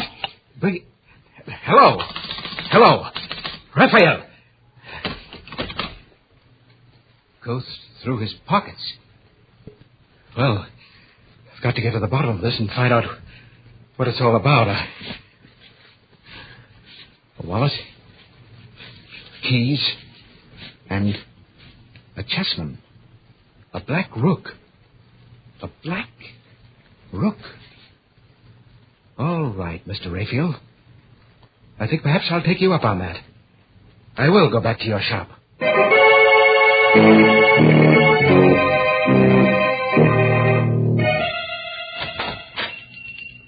Good evening, sir. Can I help you? Yes. Where's Rayfield? I'm sorry, he's not in right now, but... Are you Dr. Strand? I am. I'm Alice Hines. He must have been expecting you, Doctor. He asked me to give you this. What is it? I don't know, but... Another chessman. A white knight. Oh, yes. Mr. Rayfield is quite a chess player. Yes, he's more than that. He's a murderer. What? Or at least he has friends who are. What do you mean? I mean just that. He sent me to see someone, a man named Felix, to look at a chess set. And when I got there, this Felix pulled a gun on me, and when I tried to get it away from him, it went off and killed him. Oh, no. Oh, don't look so surprised and innocent. You work for him. You must know what it's all about. And that's what I came back here to find out before I called the police. There must be some mistake. Some horrible mistake. Yes. I've only been working here for a few weeks, but he's been very nice to me. Kind and considerate. A mistake, eh? Then why did he phone Felix while I was there? How did he know he'd been killed? Why did he laugh about it and tell me to come back here? I don't know, but I can't believe that about him. I won't. No, well, we'll see what the police have to say about it. Where's your phone? Back there. But if you're serious about it, you don't have to bother calling them. Why not? Riley just went past here a few minutes ago. But there he is, up at the corner. Fine, that'll save some time. Officer, would you come here a minute? Oh! Good Lord, someone shot him. That woman hiding behind that car there. The woman in black. And she's coming in here. Don't just stand there. Get inside and shut the door. You shot Riley. Killed him, just like that. Yes, 6 months I've been waiting, trying to find out who got my Ben. Now he'll rest in peace. Where's Rayfield? Rayfield? Yeah, it was him that got the dope for me. Told me how to knock the cop off, and he told me to come in here afterwards. Well, Miss Hines? I still can't believe it. I can't. You can't believe what? Why are you looking at me so funny? Say, whose side are you on anyway? Not ours, my dear. What? Not on our side. Ah, so that's it. I just took it for granted that... Okay, get your hands up and keep them up. What'll I do with them, Rayfield? I leave that to you, my dear. After all, they are witnesses. Yeah, that's right. May I recommend the cellar right through that door there? It's quite secluded and quiet. Yeah, okay. Get moving. I repeat, Miss Hines, well... It's mad. Fantastic. What are you going to do to us? You can't be that dumb, babyface. 6 months I've been wearing black for the only guy I ever loved. Finally, I got the guy that got him. You think I'm going to leave the two of you around to put the finger on me? You mean you're going to kill us? But you can't. No. Seems to me I did a pretty neat job on that flatfoot. After all, they can't burn you more than once, can they? Okay, open that door and go on down. Allow me, madam. Never mind, wise guy. You go down first and then babyface. Well, it's not very good manner. No, I'm not going to let you do it. Give me that gun. Look out, you fool. Look out. Down there after her. And hurry. Watch her while I get the gun. Oh, that was nice work. I was going to try to take her myself. I didn't mean to do it. I was just trying to get the gun, but she tripped, fell. Oh, Dr. Strange. Yes? Why is she lying there so funny? Her head. Wait a minute, let me see. Oh, her neck's broken. She's dead. Oh, no. That means I killed her. Not any more than it means I killed Felix. Well, Miss Hines, I think you must believe me now. I ask you for the last time, do you know what's behind all this? I told you I don't. Mr. Rayfield was always wonderful to me, and Oh, look. There, lying next to her. It must have fallen out of her bag. Isn't that another chess piece? Yes, the Black Queen. He gave me one, just like it when I first came to work for him. Only it was a white one. What? Yes, a white one. Black Queen, White Knight, and... No, it's impossible. And still... What is it? It's too incredible. But I've just gotten an idea. A mad, fantastic idea that... Come on, we're going to the police. Go ahead, Dr. Strand. Mr. Raphael. By all means. But remember, it's my move now.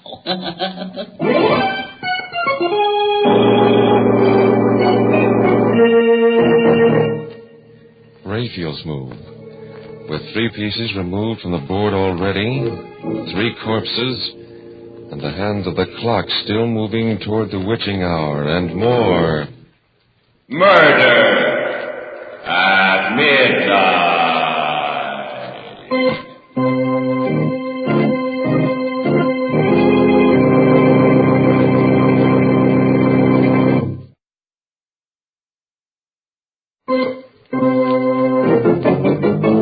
And now, back to Murder at Midnight and Death Across the Board. It's about a half hour later, and sitting in the office of Police Chief Adams, Dr. Strand has just finished his account of everything that has happened. There is silence for a minute. And then, without looking at either Strand or Alice, Adams says, So, you each bumped someone off, eh? And you've come here to give yourselves up. No. No, we certainly didn't come here to give ourselves up. I told you that in both cases it was self-defense. We're here because there's a madman loose, a homicidal maniac, and you've got to do something about him. A guy that just goes around bumping people off for fun, eh? Or rather gets other people to do his killing for him. Oh, no, there's much more to it than that. Much more. Yeah? What? Well, it just came to me a little while ago. Well, that's nice. There was something strangely familiar about this Raphael. Did you ever hear of Raphael Norbert? No. He was one of the greatest chess players in the world. Won practically every tournament in the books. And then about 5 years ago, he disappeared. Well, I believe he's playing another chess game now, the maddest game that ever was. Is there a map of the city around here? Yeah, right there on the wall. Now, let me see. Now, here's Raphael's shop. Yes, this would be it. This section of the city here, 8 blocks each way, this is his chessboard. And human beings, people like Alice and me, are his chessmen. What? John! I know it sounds fantastic, but I think it's true. Oh. Now, when he sent me to Felix's, he told me to go down 2 blocks and 1 to the right. That's a knight's move. In other words, he had cast me as one of the white knights in his insane, murderous game. Oh. Alice was the white queen, he himself was the black king, and so on. He just lined up all these people, said, you play this piece, you play that. Oh, no. That was the beauty of the game, the fascinating, exciting part to him. No one knew that they were playing in it but he. Felix didn't know that he was a black rook any more than I knew I was a white knight. But Raphael's black pieces were all criminals of some sort who wouldn't hesitate to kill. And it was by killing that one piece took another. You see, that was the ultimate refinement of the game. He could plan a move, but he had no way of telling which piece would take which. What do you mean? Now, for instance, I killed Felix instead of his killing me. In other words, Raphael was not only playing his game against law and order, against society, but he was matching his brain against that of every other piece in the game. Against law and order, eh? I got this in the mail a couple of weeks ago without any letter or anything like that. How would this fit in with your theory? The White King. Of course. That means he's playing this game principally against you. Now, do you believe us, Mr. Adams? Do you? I don't know. I suppose it's possible. We've been having a funny kind of crime wave lately. Killings without any apparent motive and... Excuse me. Hello? Hello, Chief. Valenti speaking. Yes, Valenti. I'm down the corner of 3rd and Sycamore, and there's something kind of screwy going on. I was... Hello? Hello? Valenti! What's the matter? One of our detectives down at 3rd and Sycamore, and it sounded like somebody got him. Now make sure about this before you answer, but would this be part of what you were talking about? Well, let's look at the map again. 3rd and Sycamore. That would be in the area. That's Raphael's chessboard. Yes, I think it is. Okay, come on. We're going down there and see.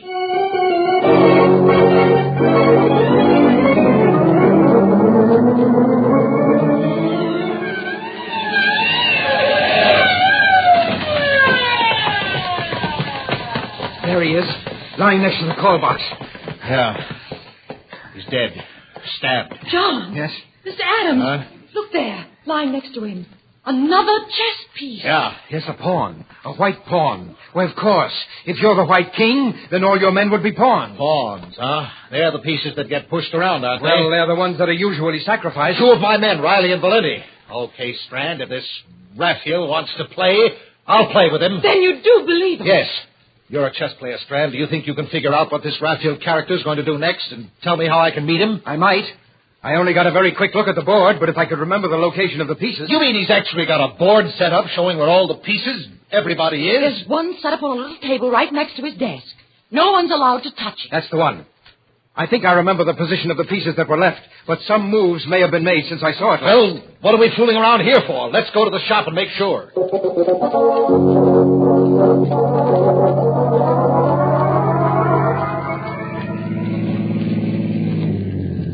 That's the store right there. Well, it's all dark. Doesn't look as if anyone's there. Locked, all right. You have a key, haven't you, Alice? No. Raphael never gave me one. He always locked up himself.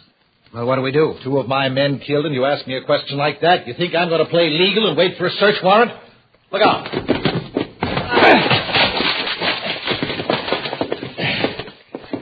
Okay. Now, where's the light? Right here. There's the chessboard over there. Yes, I know. Let's take a look at it. This all there is to the place? Except for the cellar. She must still be down there. The woman in black... We'll go down there later. Well, Strand? Well, at the moment, Black seems to have the edge on us. Several moves have been made, and we've lost several pieces, but we've still got a fair chance. Oh, the devil was winning that game. Where's this Raphael guy, the Black King, and what's he going to do next? Well, now, wait a minute. Just give me another minute or two, will you? The Black King is still in his own square, which would seem to mean that he's still here someplace. But the thing is, I'm not sure whose move it is now. You're right, Dr. Strand. I am still here, and it's my move. What the thunder? There's Raphael speaking over some kind of a loudspeaker system, maybe from the cellar. All right, I'm going to see. I'll find out.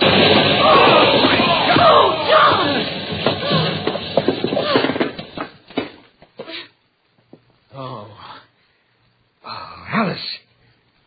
Alice, where are you? Here. Right here. Are you all right? I think so. What was it? What happened? Well, he must have had the place mined or set a booby trap. And when Adams went to open the cellar door, Where is Adams? I'm not sure, but I think he's over there. I must have some matches someplace. Yes, here. Oh, under that beam there. Oh. Help me lift it off. All right. Oh. Okay. Adams. Is he? No, but he's badly hurt and losing blood. We've got to get him to a hospital fast.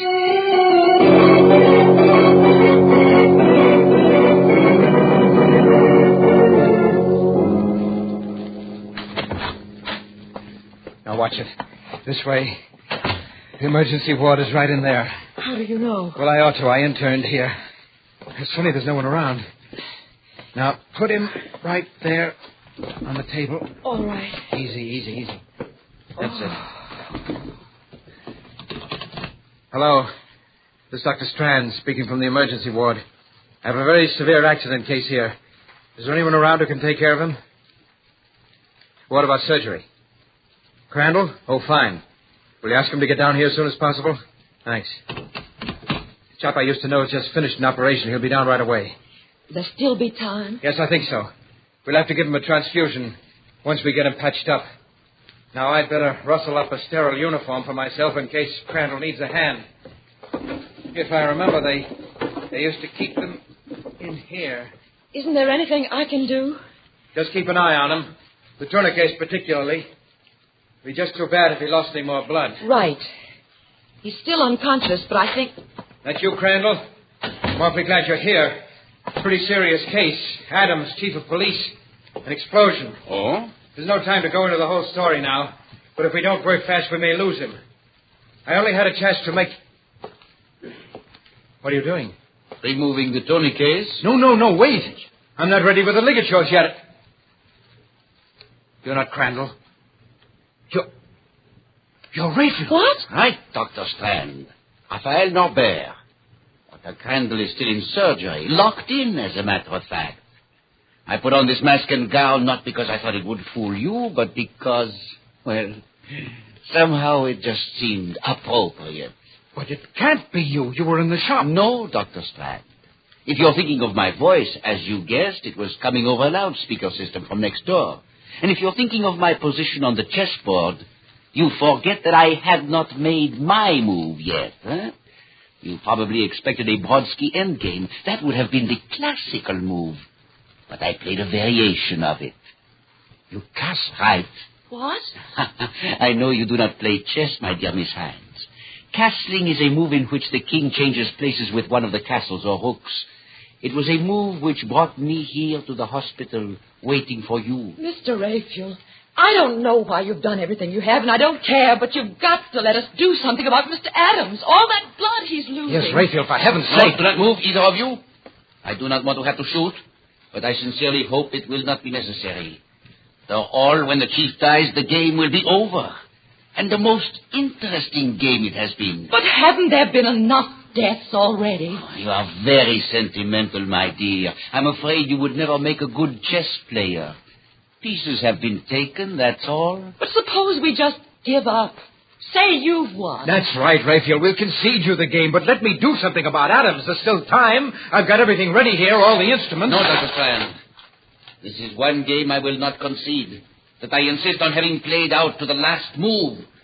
Well, if that's the way you want it, all right. And if I'm not mistaken, it's my move now. And here! The formaldehyde won't help him any. Get his gun, Alice? Yes. Watch him while I get these tourniquets back on Adams. Do you think you can still save Yes, his pulse is weak, but I think we can still save him. As for you, Raphael, you made one bad mistake.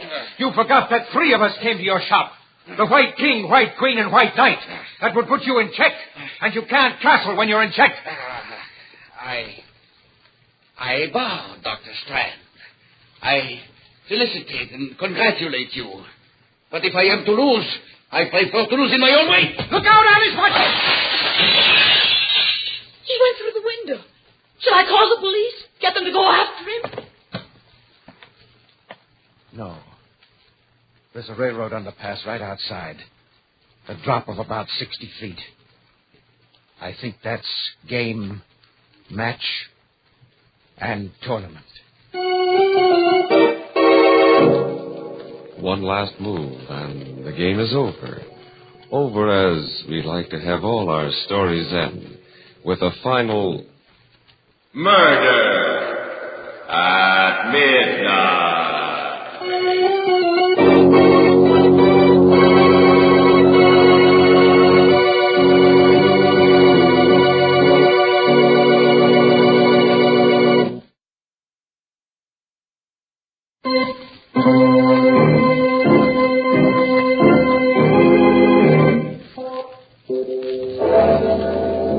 Remember to be with us again when death moves his black chessmen and the clocks strike 12 for Murder at midnight.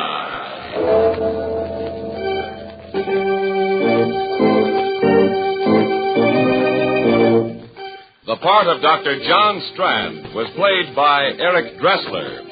With music by Charles Paul, Murder at Midnight was directed by Anton M.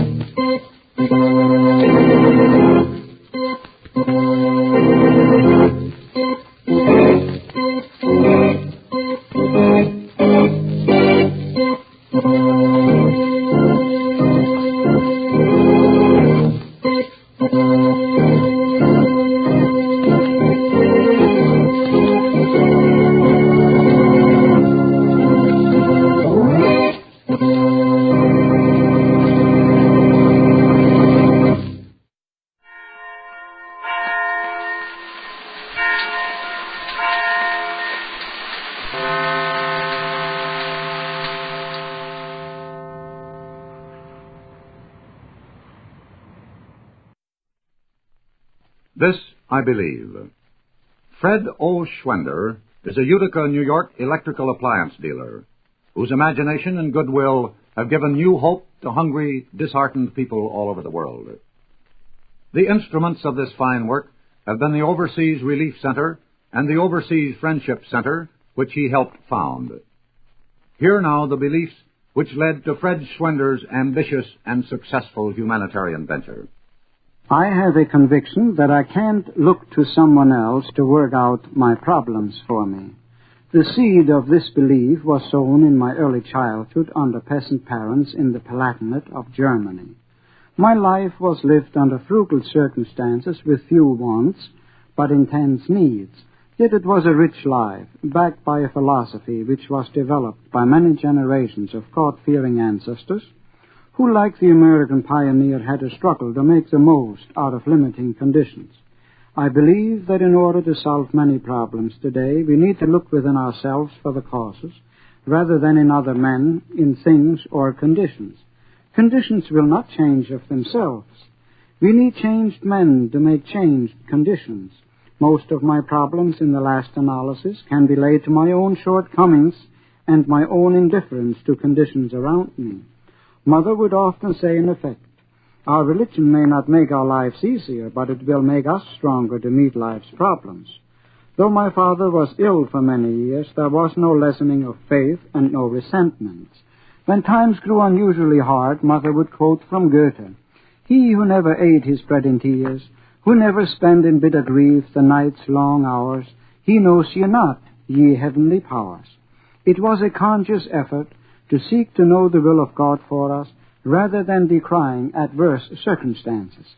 It is this experience out of childhood which has helped develop within me the viewpoint of the personal responsibility factor governing every area of life. The intervening years have only strengthened this conviction, a conviction which fosters the building of security within, rather than the seeking of security from without. I am living in an age which stresses security in possessions, security through more ease and leisure, security through approval from others, and security against other nations.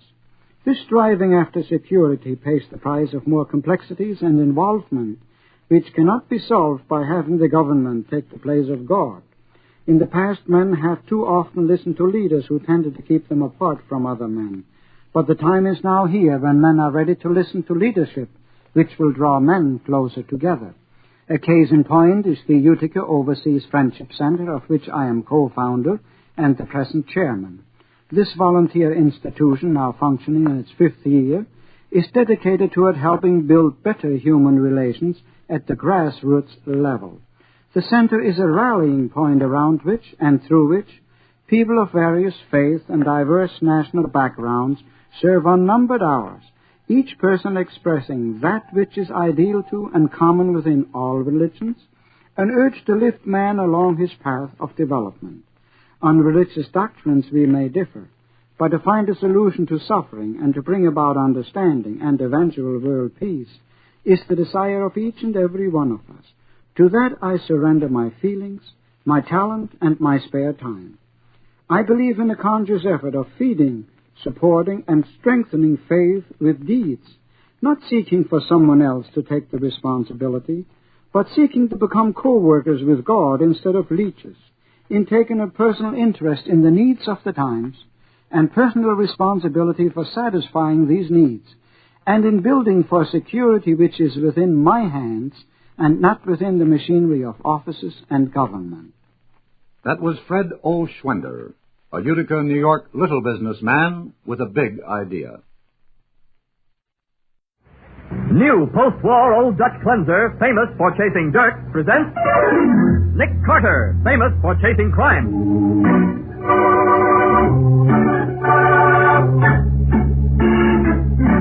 Every week at this time, 2 great names are joined, as new post-war Old Dutch cleanser brings you one of the most resourceful and daring characters in all detective fiction, Nick Carter, Master Detective.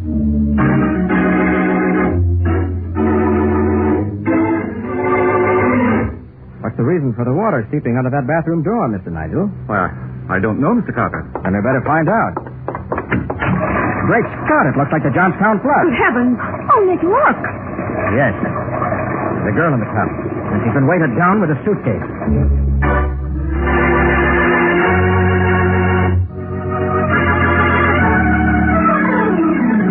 And now, the case of the candidate's corpse. Today's adventure starring Lon Clark as Nick Carter. Brought to you by new post-war Old Dutch Cleanser. Although it is only 10 o'clock in the morning, Nick Carter has a prospective client in his office. A client whose pompous dignity is a bit startling. Sir, I am the Honorable Wilton Nigel. Oh, yes. You're a politician, aren't you, Mr. Nigel? I, Mr. Carter, am a public servant. Statesman would be an apter term than politician. Won't you sit down, Mr. Nigel? Thank you. Mr. Carter, I want you to protect me. Protect you? From what? I'm scheduled to be the speaker of the day at a stupendous political rally this afternoon in Springville. That's about 20 miles from here. Oh, I read about that. It's going to be an all-day celebration. There'll be a carnival and barbecue and fireworks. Yes, indeed. And my address is to be the feature event of the day. About 50,000 constituents are expected to hear me. And you want me to protect you from them? Certainly not. Mr. Carter, there's a plot afoot. The Honorable Leonard Squire, my opponent, is tied up with a gangster element. And they'll stop at nothing to discredit me. What do they threaten to do? Oh, they wouldn't dare threaten me. My information comes from a roundabout source. Information regarding what, Mr. Nigel? You're telling me practically nothing. All I know is that something's up. And that's not any more definite. You'll have to trust my judgment that you're needed, Mr. Carter. And I'll pay you $5,000 to keep me from being discredited at this rally. No, thank you, Mr. Nigel. If you'd give me the whole story, maybe I could help you. But under then you refuse to take my case? That's entirely up to you. I regret your decision. I thought I could count on you to help me. If you change your mind, my office is still open. Good day. Honestly, of all the pompous old fuddy-duddies. He's pompous now, Patsy, but it's obvious he expects to be deflated. The man's really frightened about something.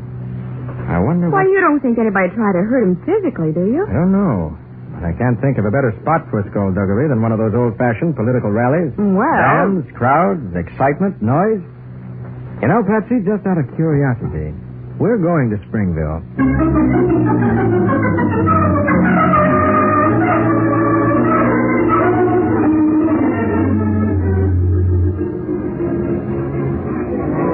Is this a political rally or a country fair? Well, it's supposed to be a political rally. Oh, look. They even have a sideshow. Yes, with an Oriental dancer who certainly should draw the crowd, even if the Honorable Mr. Nigel doesn't. Oh, gee. He must be some politician if he has to resort to shows like this to get folks to listen to him. Yeah. Hey, come on. All right, let's listen to this barker. He's just starting his spiel. Gather up closer, gentlemen. On the inside of this tent, you will see Rosita, that dainty little Oriental dancer doing a famous landslide dance. It's a sensation, gentlemen. It's daring. It's delightful. Okay, Rosita, go on inside. All right, gentlemen, step right up to the ticket booth. Have your money ready. All right, I'll take two, please. How much? I'll take one, miss. Go on, Rosita, hurry up. No, I ain't going in, Harry. Not till I get the money you owe me. I ain't got it. You got more dough in your pocket today than you ever had in your life before. Now, look... I'm tired of being a sap. I'm leaving, Harry. What? Why, I ought to slap you silly. Where do you think you're going? I'm going to the hotel to see a guy with real money. You're bluffing. Yeah? Ask the Honorable Wilton Nigel if I'm bluffing, you cheap chiseler. But you can't do this to me. What am I going to do? There's a couple of costumes in my dressing room, wise guy. Do the dance yourself. Hey, Patsy, did you hear what that dancing girl said about Wilton Nigel? I heard it, but I still don't believe it. You know, I think I'll go and have a talk with Mr. Nigel myself. But I thought you weren't going to take his case. Oh, I might have known you couldn't resist. Uh-huh. Other words, you don't want to come to the hotel with me? And listen to old Windbag Nigel? I should say not. I'll amuse myself here where there's something interesting going on. Okay. Where'll I find you when I'm through talking to him? I'll be somewhere near here. Oh, if you meet Rosita there, give her my regards.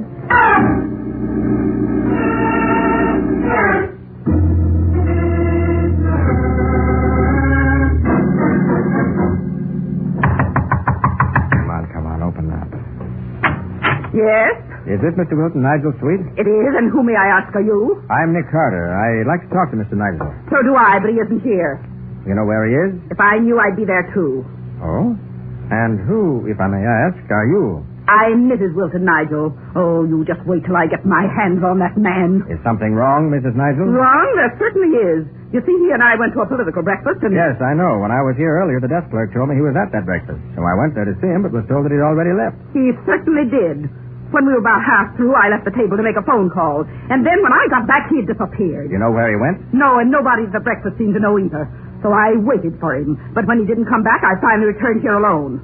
So, you have no idea where your husband might be now, then? No, but 2 different bellboys told me that a woman came up here this morning. A young woman in a scanty oriental costume, even had a veil over her face. A woman who had...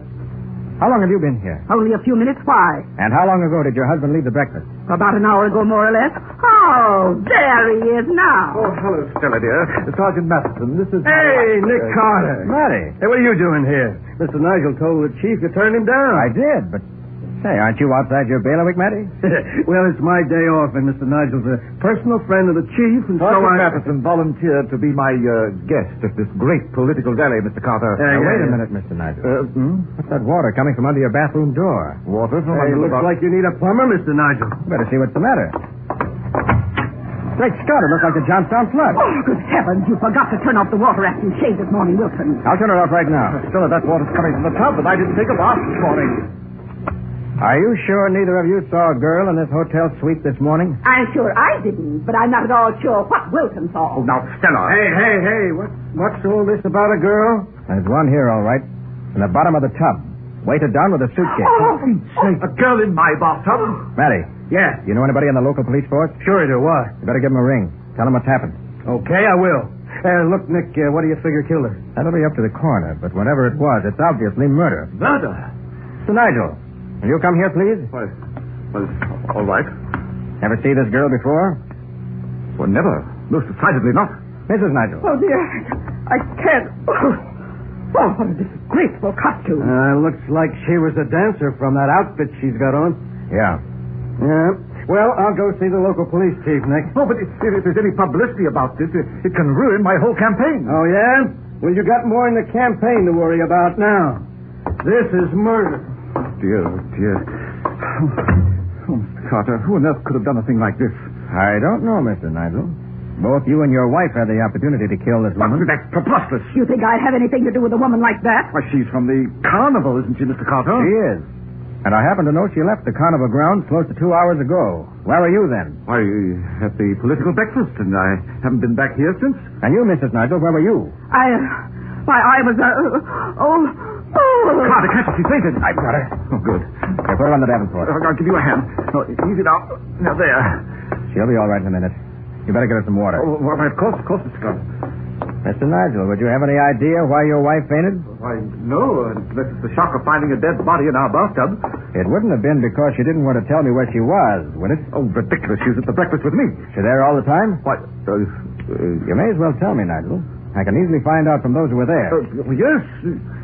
Well, no, Mr. Carter. Partway through the meal, she excused herself to make a phone call. How long was she gone? Well, as a matter of fact, when I left to meet Sergeant Matheson, she still hadn't come back. I see. Well, Mr. Nigel, as soon as we're sure your wife's all right, you and I are going to see whether we can find out why that girl's body is in your bathtub.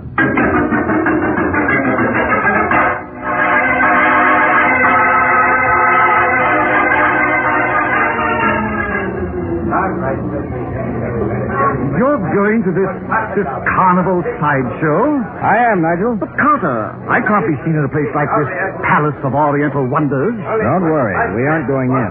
Thank heaven. The man who runs the show can give us the information I want. Oh, pardon me, mister. Huh? Did you have a girl named Rosita working for you earlier today? Did I? Why, I still got a chance. Rosita, the snappiest little Oriental dancer this side of Panama. There'll be a new show in just a few minutes, boys. Listen, mister. I had Harry Hall, boys. Outstanding producer, high-class, educational, and refined entertainment. And you're sure Rosita's still here? Why, sure, I'm sure. You'll see the little lady in all her glory in just a minute, boys. Give the music from needle, Louie. All right, looky, men. I'm about to show you the most beautiful bit of feminine pulchritude you've ever seen. Rosita, the famous Oriental dancer. Come on out, Rosita. Why, Mr. Carter, isn't that your... It's Patsy.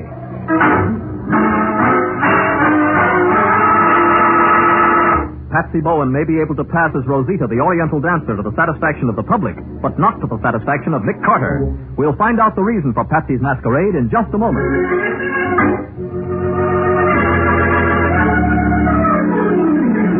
Now back to The Case of the Candidate's Corpse.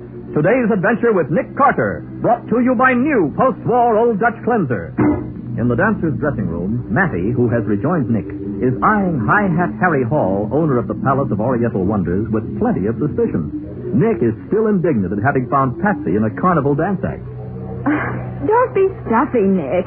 I was trying to help you. But, Patsy, I don't see how Look, after his dance had left, Mr. Hall was going to close up his show and leave town. And I thought you wouldn't want to let him get away, that's all. And you did right, Patsy. Thanks. Now, Hall, suppose you start talking. Why did Rosita leave your show? She was just a dame with ideas, I guess. Yeah, you didn't owe her any money. Who, me? Owe the help money? She said you did. And she also said you had more money today for the first time since she'd known you. Where'd you get it? Oh, listen, smart guy. No, you listen. The local police have asked me to work with them. You mean that dame stick the cops on me? Why, I'll slug that... Oh, no, you won't. Harry, she's dead. Come again? I said she's dead. Her body's in the morgue right now. I don't believe it. You will. You'll even get a chance to look at it. Meanwhile, I'm going to take a look through Rosita's stuff. You won't find anything, Sergeant. No, why not, Patsy? Well, that's another reason I took Rosita's place. I wanted to see whether there were any letters or anything that involved her with Mr. Nigel. Well, good for you, Patsy. What did you find? Nothing. Just extra costumes, makeup, the things you expect to find. Oh, speaking of costumes, Patsy, you better get into your street clothes. That Oriental costume. Oh, what's the matter? Don't you think I look cute in this outfit? You sure do, baby. As a matter of fact, Patsy, it doesn't look well on you at all. Well, I like that. Why not? Because the suntan pattern on your back doesn't match the lines of the costume. Oh. The Oriental costume is cut very differently from your bathing suit, around the shoulders. Say, I guess you're right. I noticed the same thing on another girl just a short time ago. Look, Hall, what's this Rosita's home address? Well, you got me there, Sarge. Oh, come now, Hall. She worked for you. Didn't she have any references? On a show like this, you don't ask for references. You take whoever you can get. Matty? Yeah, Nick. I think we'll give Hall a chance to spend some time with Mr. and Mrs. Nigel. What do you mean? I mean he's going back to the hotel and stay with them while you and I go to the city. Oh, for the love of Pete, Yes, Nick. there are labels in the girls' costumes, and the costumer may have a record of the sales. Of course. A good idea, Patsy. We can start our search there. Yeah, but look, what if Hall here tries to take a powder while we're going? Have one of the local policemen keep an eye on him, Matty, and see that he doesn't get away. Patsy. Yes, Nick? For the last time, will you get out of that costume and into some decent clothes? You've got work to do.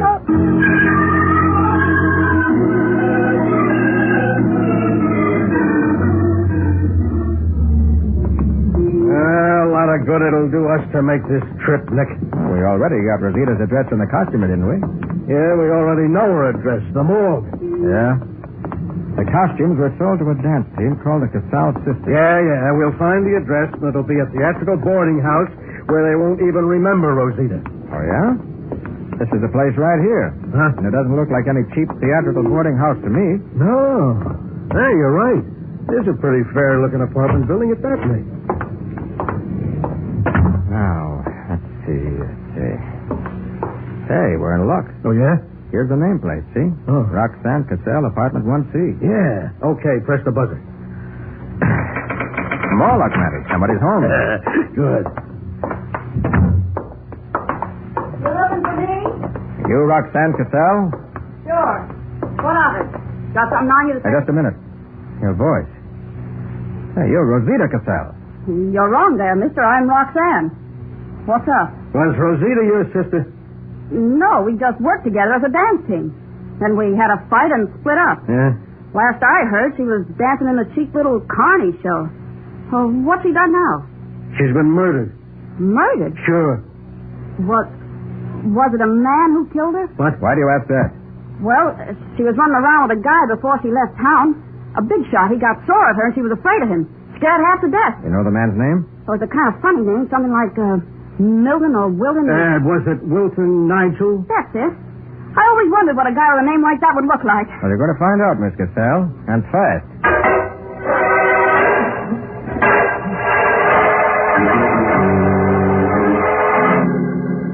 Patsy, I thought I told you nobody was to leave this hotel room. Where are Mrs. Nigel and Mr. Hall? They're with the local police, Nick. How come? Well, they wanted Hall to identify the body, and they wanted to question Mrs. Nigel about leaving that political breakfast before it was over. Sergeant Matheson, are the police questioning Stella because they think that she... Look, Mr. Nigel, this is a murder case. They'll be questioning you, too, when they hear what this young lady here has to say. Well, I don't know her. Do I, miss? No, but you knew Rosita all right. And knowing you didn't do her no good either. I think that's preposterous. They brought you all the way out from the city just to accuse me of murder? Nobody's accused you of murder, Nigel. All I know is what Rosita said about a guy named Nigel. Oh, please, if Stella should come back in here... Oh, Stella, dear, you... Why, what's happened to your hat? What's happened to my hat, indeed? What's happened to me? Mrs. Nigel, where's Hall? Where is he? When we got out of the car and from the police station, that man literally threw me against the police and got away. Got away? The crazy fool. I only hope the police don't find him. What? Oh, now see here, Matty, if they catch up with him, they may shoot to kill. You couldn't blame him either, except that he isn't guilty. He isn't? No. And Miss Roxanne Casal is going to help me prove it. Me? I don't get it. You will. We're going to open his Palace of Oriental Wonders show with you taking the part of Rosita. Well, no, I'd be afraid. You needn't be. Matty and I'll be there. And I have a hunch Hall will show up, too. His curiosity won't let him stay away. But is he the murderer and thinks I'm trying to trap him? You'll be protected.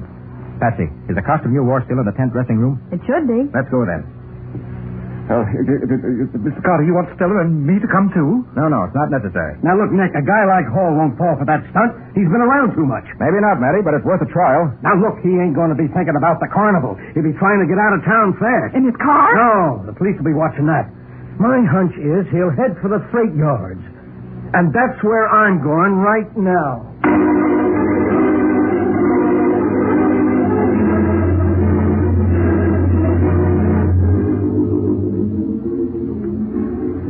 But it's so hot in this tent, Wilton. Stella, dear, we have to stay here. Mr. Carter said so. And I suppose we have to watch that woman do a dance. I'm afraid you do, Mrs. Nigel. She should be about ready. Patsy's helping her get into the costume now. I don't see why anybody would need help to get into a skimpy thing like that. Oh, Mr. Carter, look. Coming down the aisle. Sergeant Matheson and... And Mr. Hall. Oh, wait till I get my hands on that man. Come on, Hall. Come on. Bring him back alive. That's me. Okay, Nick. Now who was right, Look, what's the idea? I ain't done nothing. No? Hall, who paid you to bring your show to Nigel's political rally? Nobody. The police are going to search you, Hall. If they find any substantial sum of money, you'll be in a spot. What do you mean? I heard your dancing girl say you hadn't been able to pay her, but that you had some money today for the first time in weeks.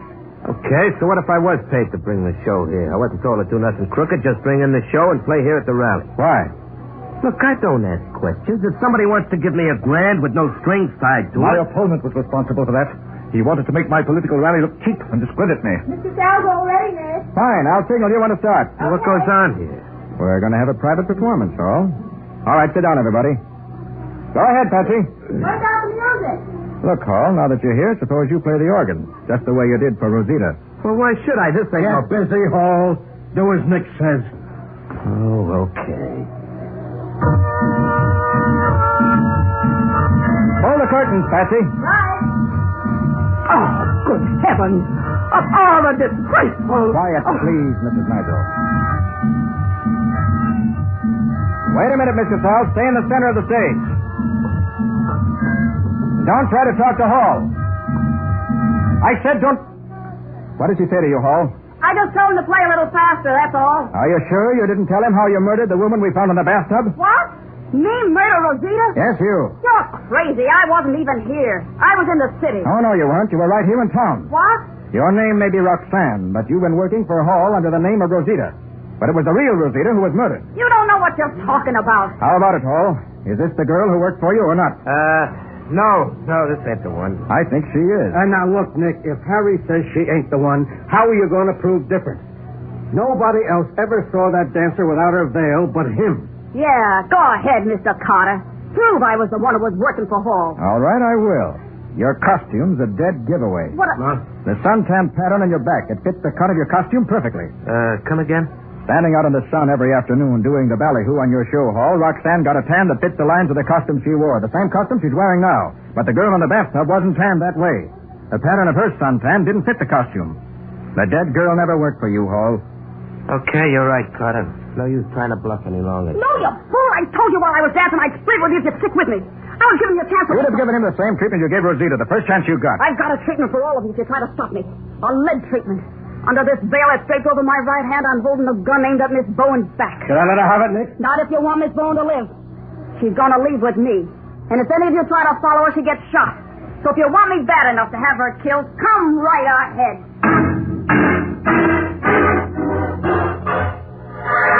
Patsy slowly puts her hands up as the dancing girl reveals a new use for a veil.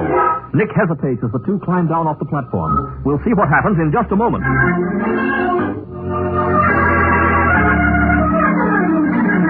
Now for the conclusion of The Case of the Candidate's Corpse. Today's adventure with Nick Carter, brought to you by new post-war Old Dutch Cleanser. With her veil-covered revolver pressed firmly against Patsy's back, the dancing girl moved toward the rear of the tent. Keep away from me if you want a live secretary, Mr. Carter. You heard her, so help me. It's all up to you. If you don't follow me, she'll be all right. Toss me your car keys, Harry. Now look. Think about it. Okay.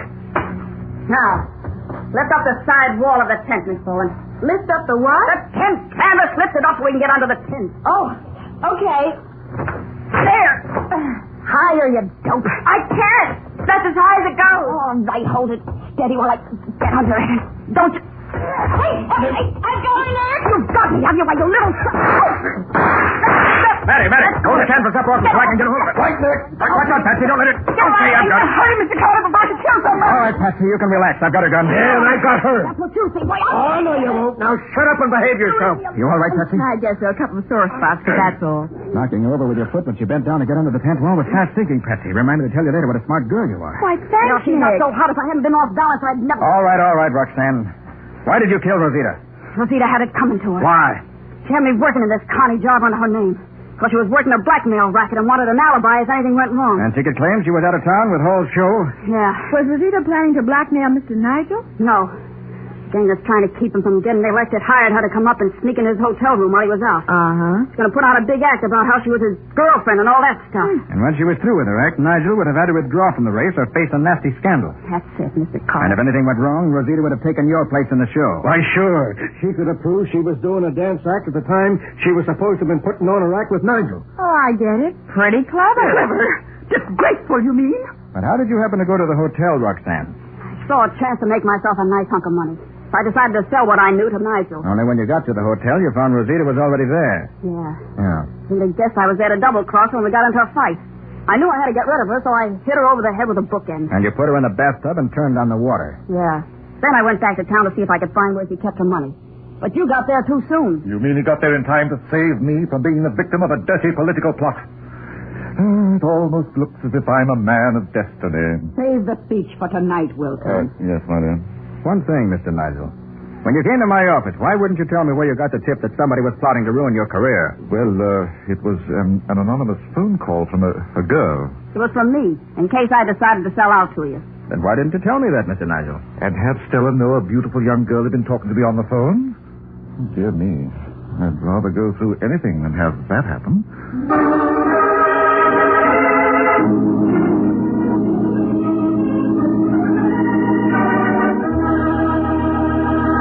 Well, Nick, what about the adventure that new post-war Old Dutch Cleanser will bring us next week? It's a story about a woman who writes soap operas, Mike, and does a good job of it. Until the murder she writes about actually happens in real life. And every suspect has a perfect alibi, too. But when the radio actress who plays the part of the murder victim disappears... Wait a minute. This is getting too complicated. Not complicated, Mike. Just puzzling. For such a simple murder, it was almost perfect. In fact, it might have been completely perfect if I hadn't bluffed. Well, it sounds wonderful, Nick. What do you call this adventure? I call it The Case of the Substitute Slayer.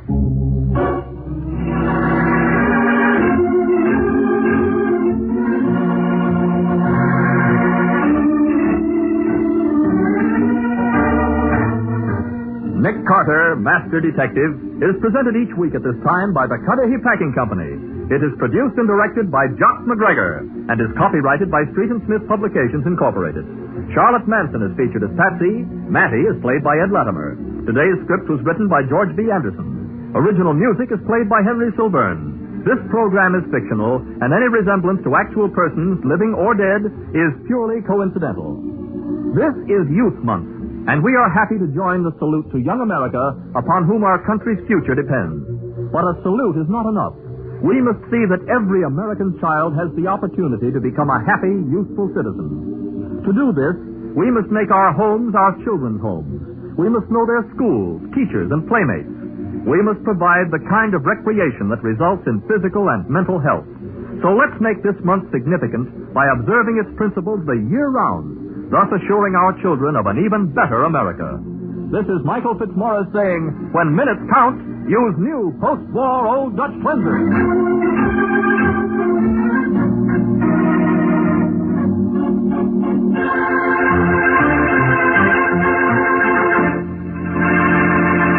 This is the Mutual Broadcasting System.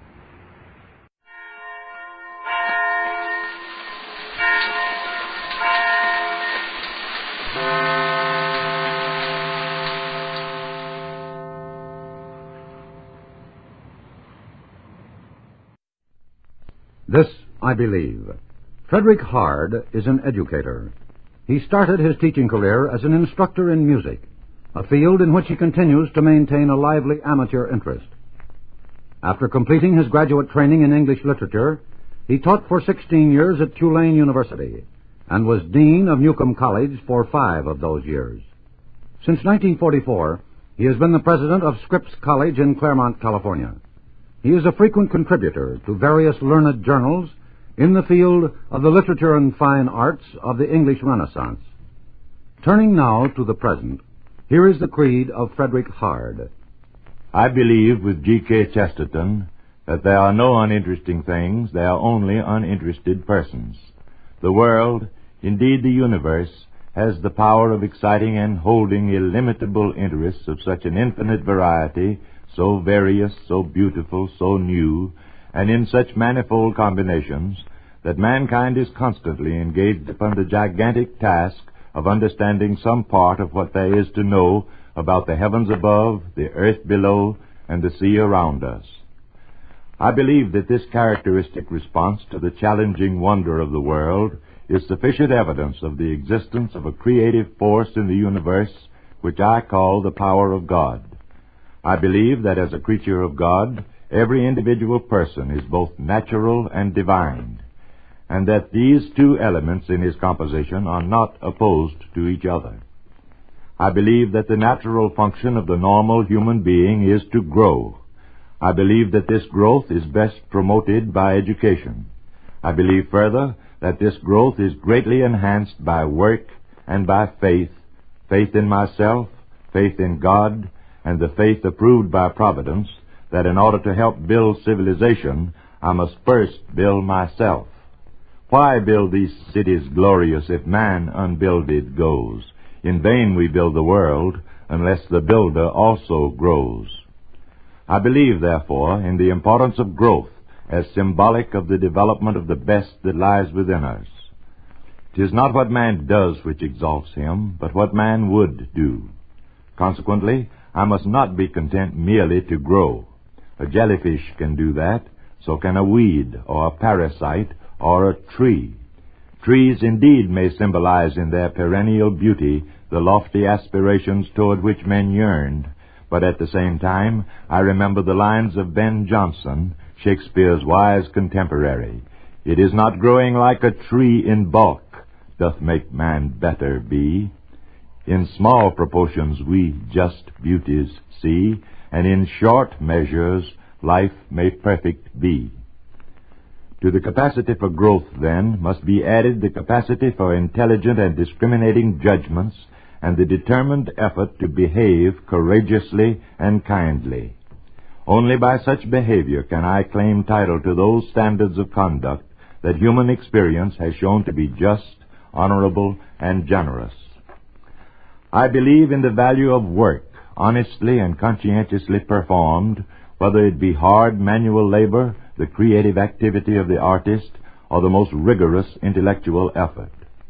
I believe that I must have confidence in life itself, the kind of faith that constitutes the substance of things hoped for, the kind of faith that makes the natural seem miraculous and the miraculous appear natural, and which gives point to Ralph Hodgson's paradox that some things have to be believed to be seen. The practice of such beliefs ought surely to lead me to a better understanding of the meaning of love, which is both the noblest and the simplest law of humanity, and the eternal bond of union between ourselves and God. That was Frederick Hard, a native of Alabama, who is the president of Scripps College in Claremont, California. Wheaties presents Night Beat.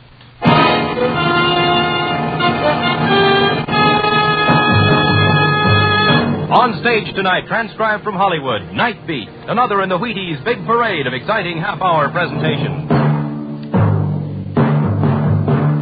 Night Beat.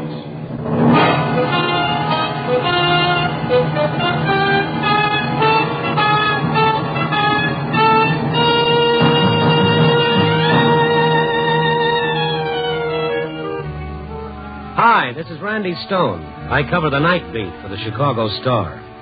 My stories start in many different ways. This one began with greed and fear and ended when two men started out for murder. Night Beat, starring Frank Lovejoy as Randy Stone.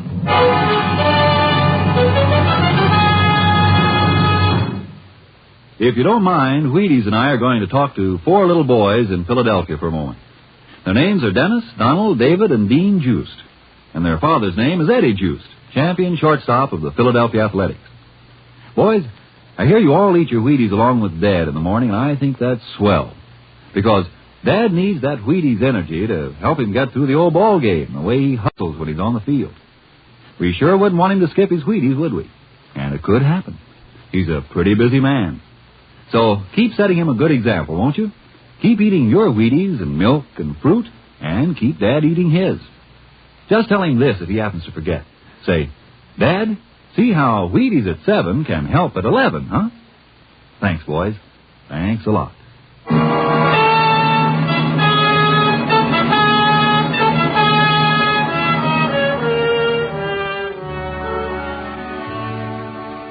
Tonight I didn't have to look for my story. It came over the teletype.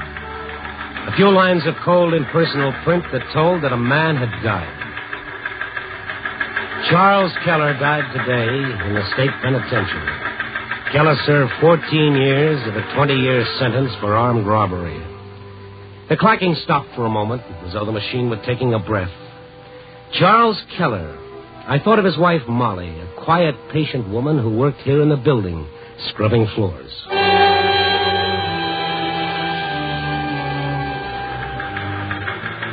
Then the teletype started up again, writing a finish to a man's life. Keller died, still denying any knowledge of the $65,000 payroll robbery, a sensation of 14 years ago. Keller's death deepens the mystery of the money, which was never recovered. Well, that was all about Charles Keller. The teletype faded as I walked from the room to the elevator and down to the lobby. Tim, the night watchman, came toward me. Evening, Mr. Stone. How are you, Tim? You're starting out kind of early, ain't you? I guess so. Where's Molly? I don't know. When I come on tonight, she wasn't here. Why? Her husband died today. Yeah, I heard it. Who's going to scrub the floors if she don't show up? Who'll scrub the floors? Well, there's the sanitary viewpoint. She didn't send word, sick, or anything like that? Not that I know of. She just ain't here, that's all. Okay. You know where she lives, don't you? Sure. Now, the first night she's missed in 14 years. Funny, ain't it? Oh, sure. Very funny. Give me her address. I'd known Molly for as long as I'd worked on the Star. At first, people had pointed her out. Molly Keller, Charles Keller's wife of a convict. But she scrubbed her floors and said nothing. Once a month, she'd go to visit her husband. And then the years passed, and Molly wasn't the wife of a convict anymore. She was just a scrub woman. But now her husband's death would bring it all back. There'd be those awkward attempts to be kind to her. And if I knew Molly, she wouldn't want that. That's why I went to see her. Help you, mister? Yes, I think so. Molly Keller lives here, doesn't she? She ain't here now. Well, where is she? What's your name? Stone, Randy Stone. Wait a minute. That don't sound like any name she put down. What? You said Stone, huh? Yeah, Stone. I can't tell you where she is. What have you got there? Well, nothing you want. Now, you go away. I gotta get some sleep. Yeah, in a minute. Look, I'm Randy Stone, Chicago Star. Here's my press card. I don't care about that. Molly gave me $50. She did what? Mister, you ain't one of the names, so I can't tell you where she is. But I'm a friend of hers, and I've got to see her. Her husband died today, and I... Oh. I didn't know that. Well, you do now. Tell me where Molly is. Well, Molly, know about her husband? I don't know. Oh, okay, but when you see her, don't tell her it was me that told you. All right. Where is she? Lake Drive Hotel. Huh? The Lake Drive? Are you sure? You asked me, I told you. Now, that's all. The Lake Drive Hotel, swank and plush. Visiting royalty had to show their crowns before they could get in. So I went there. I walked through the lobby, past the diamonds and the furs, and up to the desk where a clerk with a Harvard accent and a Vassar personality looked me over. May I help you, sir? Yes, I think so. I'm looking for a woman named Molly Keller. Is she registered here, sir? I don't think so. Molly Keller is, well, she's a scrub lady. I beg your pardon? A scrub lady, one of the great army of working people. I suggest you try the servants' entrance. You forgot the sir. If you'll excuse me. Yes, this is important. I want to find Molly Keller. The servants' entrance? You're wasting the springtime of your youth repeating that. Now, all you have to do is go to the phone and check with the employees department, find out if there's a Molly Keller working there. Very well. One moment, please. Thank you. Hello. This is the desk. Is there a scrub woman working here named Molly Keller? Thank you. Well? There's no one here by that name. Maybe she used the name Mrs. Charles Keller. Sir? Mrs. Charles Keller. But we have a Mrs. Charles Keller registered here. Registered? Certainly. In the Royal Suite. The Royal Suite? When did she check in?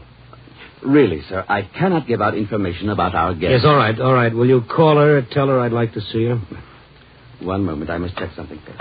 I hate to see you patter back and forth on your delicate little feet. What's up now? Your name, sir? Stone, Randy Stone. Well, I'm sorry, sir. That is not one of the names Mrs. Keller gave me. She gave you a list of names, too?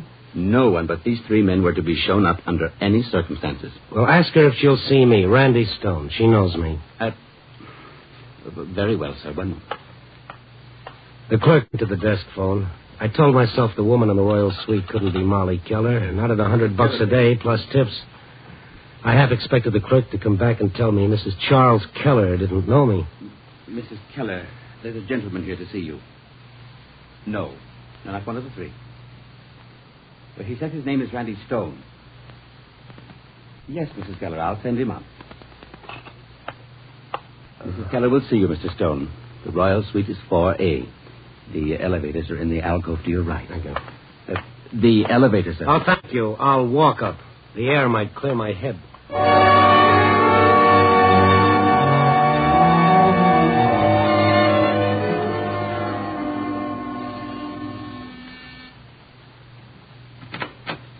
Oui, monsieur? Oui, monsieur? Oh, I'm sorry. I'm Randy Stone. Mrs. Keller? Oui, Monsieur Stone. You will please come in. Thank you. I will tell Madame Keller you are here. All right, Colette. I heard him. Oui, Madame. In there, Monsieur. The sitting room. Thank you again. Hello, Randy. Hello, Molly. Will Madame wish me any more? No, I'll call the service desk when I need you. Merci, Madame. How'd you find me, Randy? Did I? But you're... Yeah, I know. I'm here, but are you? What do you mean? What do you think I mean, Molly? Or should I say, Madam Keller? What do you want? I don't know. What are you doing here? I live here. Since when? I registered tonight. Uh-huh, that clears up the whole thing. You just walked in here and registered at $100 a day plus a French maid. What is all this? Please go, will you? Yeah, in a minute. This came over the teletype about an hour ago. Charles? Yeah. They notified me. You're not going up there? Charles is dead. Why should I go up? Look, there's something wrong. This doesn't make sense. I've known you for a long time. I've watched you. A woman for whom I had a lot of respect because she had a lot for herself. A woman who broke her back at her hands for 14 years while her husband rotted in prison. While you stuck by him? Because I was a fool. Well, then why didn't you divorce him? Oh, I couldn't. You couldn't? Why not? Please go now. Don't ask any more questions. Why not, Molly? Why are you afraid to have me ask questions? What do you want, a story? No. Get out. Molly. What? Where are you getting the money for all this? It's got nothing to do with you, Randy. But it has everything to do with you and your husband. He's dead. Molly, that money from the robbery, the $65,000. Leave me alone. You know where it is, don't you? You've known for 14 years. You don't know anything about it. You've got it. Get out. Okay, Madam Keller, I'm sorry I called on you. I was looking for Molly Keller. The wrong number. Goodbye. You're going to the police? No, I won't have to. Another thing, Molly. I read about the case. There were other men in that robbery. You think they'll stand still and let you get away with this? There were 3 other men, Molly, and They what? Those names that you left with the landlord and the clerk. What about them? Who are they? All right, Randy. You want a story? I'll give you one. Here. The names and addresses of 3 men. So? You want a story, and I'll give you one. The biggest you've ever had. A murder story. Murder? Yes. You go to these men and tell them about me. Where I am, how I'm living. If they're who I think they... No, I won't. It'll be your murder, Molly. No, Randy, not mine. Then whose? I promise you, you'll find out before tomorrow.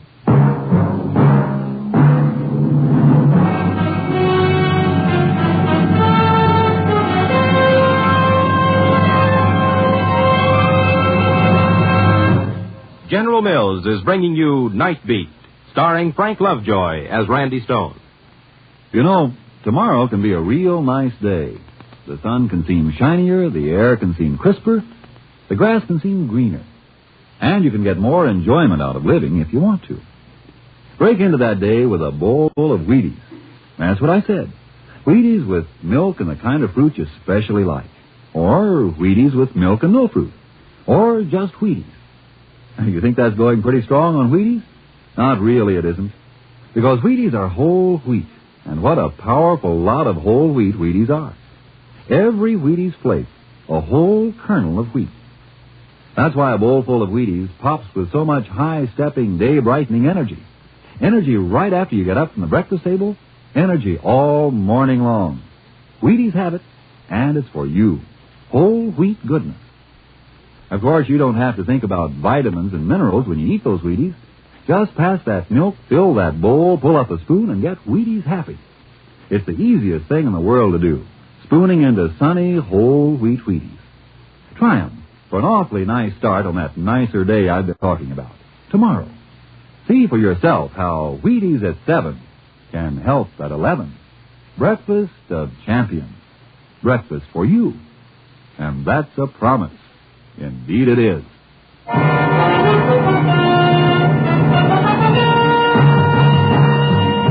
And now back to Night Beat and Randy Stone.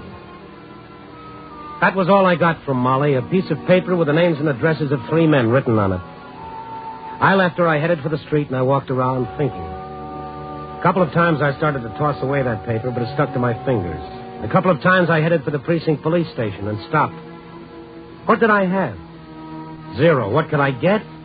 A story, she said. Okay, Molly, let's see. The first address took me to a Harry Campbell, a gimlet-eyed pool hall tout. I interrupted his game. Newspaper, huh? Well, what gives? Let's get away from the table. Say it here, Mr. Stone, ain't it? Uh-huh. Okay, go ahead. 9-ball, corner pocket. This is about $65,000 and Charles Keller.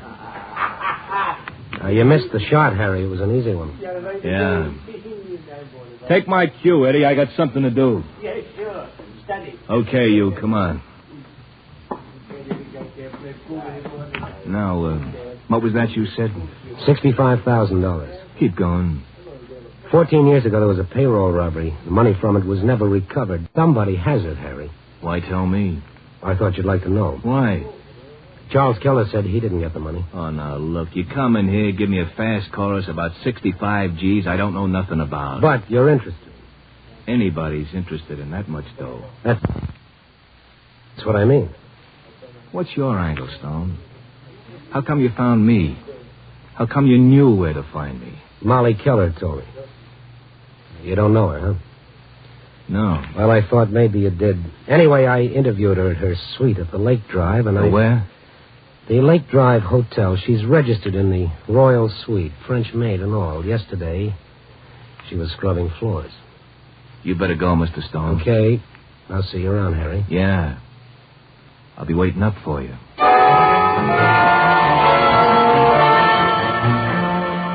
Name number 2 was Bob Olson. He wasn't home, but I located him in an all-night beanery. He was behind the counter. What'll yours be, mister? Coffee. Sure. Black? Yeah. Coffee black. Sugar? No, thank you, Bob. I know you. No, not yet. How come you know my name? Bob Olson, that right? Yeah. How'd you know? Oh, psychic, or maybe Molly Keller told me. Huh? I just come from Harry Campbell. I don't know him. Nor Molly Keller? Never heard of her. Mm-hmm. You just don't know the right people, Bob, or you'd know all about $65,000. Bob Olson played it straight, too, but there was the same look in his eyes I saw in Campbell's, hard and nasty. I left him with the same information I'd given Campbell. And then I headed for the third name on the list, Jim Humphreys.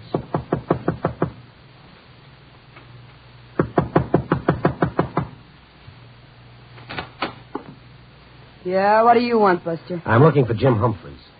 What for? Is he here? That depends. Are you a copper? No, I'm a reporter. Randy Stone, Chicago Star. What do you want? You're, Mrs. Humphreys? So I had bad luck. What do you want? Who is that, Kitty? A guy with a tie on. Nobody you'd know. Oh, yeah? Who are you? What's the pitch? The name is Randy Stone, Chicago Star. What's the newspaper guy got to talk to me about? 14 years and $65,000. Jim, what's he talking about? I don't know yet. Come on in. Kitty, What? get in the other room, close the door, and stay there. Listen, I want to know what's Shut going up. on. Now, go ahead. Get in the other room.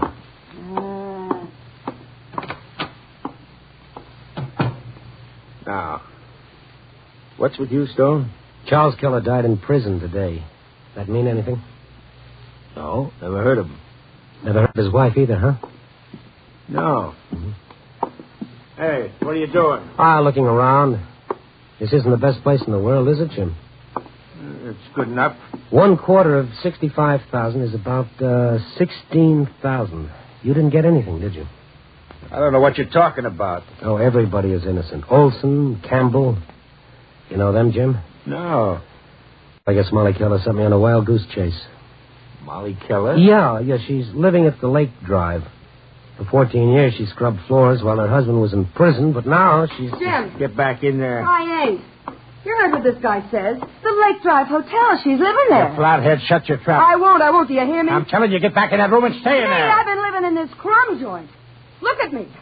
Mister, you look at me. I am kidding. So I'm ugly. No, huh? not at all. No, I ain't. But I gotta live in this trap.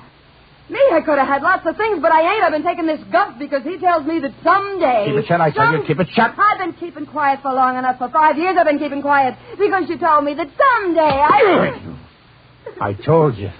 Now get out of here. Get in the other room. Now, wait a minute. Keep out of this, you. Kitty, you heard me. Just a bird in a cage. And not a gilded one. Mister, I don't want to hear nothing else from you. Now, you got a couple of seconds to get out of here before I slap you all over the neighborhood. Now, what do you say? Oh, it's clear.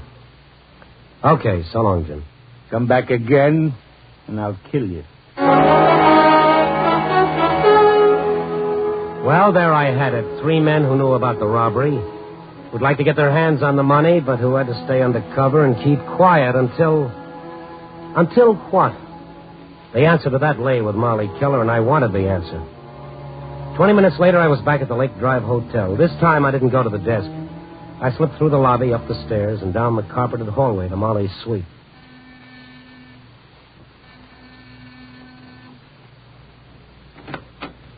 Randy. Hello, Molly. Want company? Yeah. Come in. Oh. You've already got company. Take it easy, Stone. Yeah, guns forced me into a sort of composure, Olson. Molly. Thanks, Randy. Thanks for sending him here. Sit down again, Molly. Of course, Harry. Now, once more. Where's the dough? You expect me to tell you, Bob? You will or else. Molly, if you got any sense at all, you'll tell them they can't get away. I know. You're crazy. Why did you let them in? I wanted to. Bob Olson and Harry Campbell and Jim Humphreys. Where's Jim? Never mind him. Now, listen, Molly. You ain't going to get hurt if you know where the money is. No. Molly. First one, then the other, like 2 jackals. I knew they'd come, Randy. Where is it, Molly? Not yet, Harry. There's still one more to come. Jim Humphreys. When he gets here, I'll tell you. You'll tell us now. No. And if you kill me, you'll never find out. Will you? You'll never find out. You had to make a deal with each other. Now wait and make one with Humphreys. Randy. What do you want? How long ago did you leave Jim? 20 minutes. He should be here by now. We ain't waiting, Molly. We ain't waiting. Campbell, you... Stay sitting, Stone. Watch him, Bob. I am. Molly, we ain't kidding. We ain't kidding. All right, Molly. It's no use, Harry. You can do anything you want to do. You won't find out anything until Jim Humphreys gets here.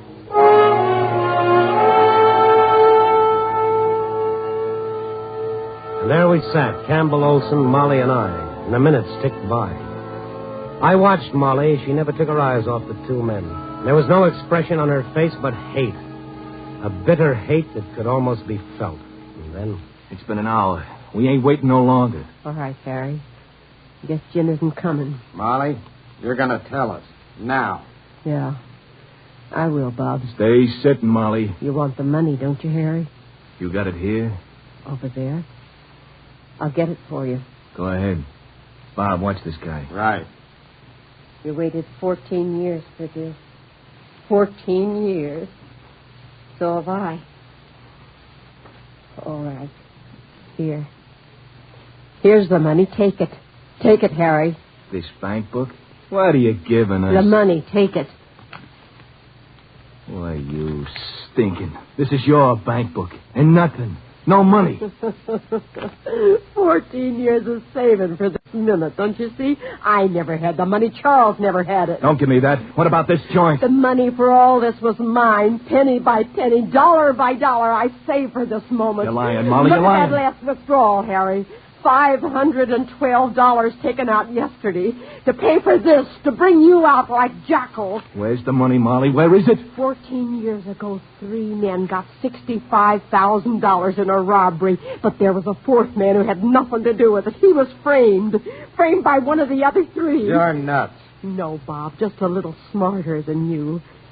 The man who framed my husband was smart, too. He made you believe there was a fourth man who got the money and hid it. Now, think back.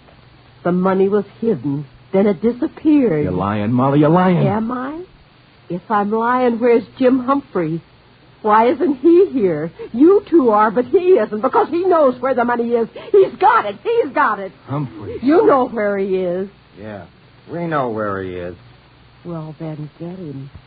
You'll have to kill him, but that won't make any difference, will it? Not for all that money. Get him. Molly, if this is a frame, so help me, we'll get you. Find out, Harry. Go to him. The money, it's yours, isn't it? Get it. You waited 14 years, afraid to ask, afraid to talk, but now... What about him? Stone. He won't stop you. He won't stop you because I won't let him. Harry, watch her. He'll stay here. Go ahead, Harry. Bob, I can use a gun, too. Molly, this better not be a frame. You'll find Jim Humphreys and the money. Come on, Harry.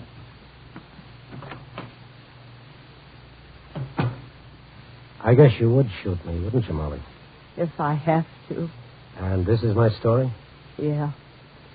Don't get up, Randy. You're sending 2 men out to kill a third. Why? Because this is what can build up inside of a woman for 14 years. It'll help your husband, won't it? Don't come near me, Randy. So Jim Humphreys will be killed. What about you? You're as much a murderer as they'll be. And glad of it. Molly, give me that gun. Let me call the police. No. It's not too late. It's always too late. It was too late for Charles. He died. No one helped him because he had a record. No one believed him. It's not too late, Molly. Don't, Randy, don't. Killing will help, won't it? One man's death will bring back those 14 years, won't it? It'll make everything all right. Oh, sure, an eye for an eye. That's why the whole world is going blind. Kill or be killed. Live in a jungle. Shut up. Join the pack, Molly. Run with the jackals. You're crying, Molly. Why? Why? Let me alone, Randy. Molly, I'm going to the phone, and I'm going to call the police. No, don't. You can shoot if you want to. Oh, please. Please don't, Randy. Take your choice, Molly. Be like those two who just left, or be yourself. I know what I want. What I've waited for. Yes, 14 years you've waited. It's a long time, Molly, a long time to build up an act of violence. One that can't bring back a single day or change a minute that's gone past. You've got what you want. Those three men live in fear and hatred, mistrust and suspicion. Now tonight you gave them in 1 hour the bitterest pill they could swallow, the realization that they've wasted 14 years. You didn't. You knew. That 1 hour is all you need. Go ahead and shoot if you want to, Molly. Hello, get me the police, quickly. All right, Randy. All right. Welcome back, Molly.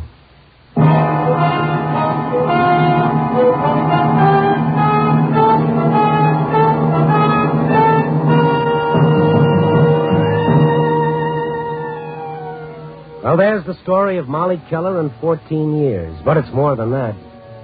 It's a story of people. Mix them up all you want, put them in any situation. And what they do depends on what they are inside. You can't change that. Maybe it's all to the good. Gives a guy a starting point when he begins to wonder how things will turn out. For all of us. Copy, boy.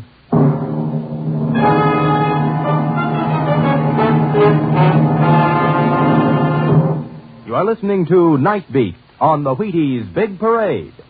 And here's our star, Frank Lovejoy, with a string around his finger. What's that for, Frank? Oh, that's for Wheaties. I've got to get some before I go home. We're out.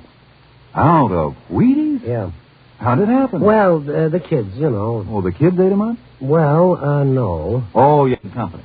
Well, no, doggone it. I ate them up myself. I had a bowl full of breakfast this morning. It was so good I had another bowl full. First thing I knew, I'd finished the box. And then you forgot to say you'd done it. How'd you know? It's happened to me. Get 2 boxes tonight, Frank. It's the only way. Okay, I'll do it. Night. Good night, Frank. And don't run out of Wheaties at your house, folks.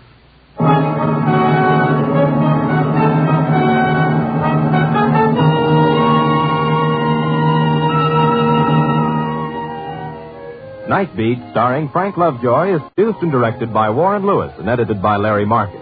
Tonight's transcribed story was written by Russell Hughes, with music by Frank Worth. The part of Molly was played by Sarah Selby. Others in tonight's cast were Joan Banks, Wilms Herbert, Peter Leeds, Wally Mayer, and George Offerman, Jr.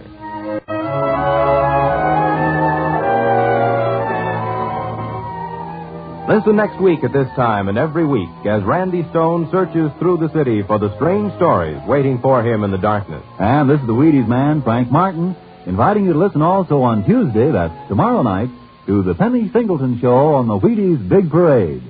See you then.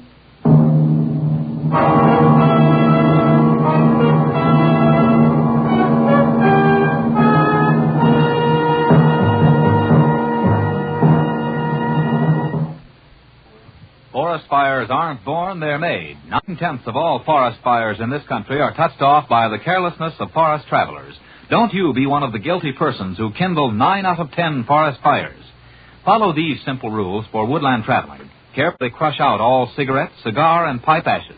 Break all matches in 2 after using. Double-check campfires by drenching them twice with water. Always find out the law before using fire in the forest. Night Beat came to you from Hollywood.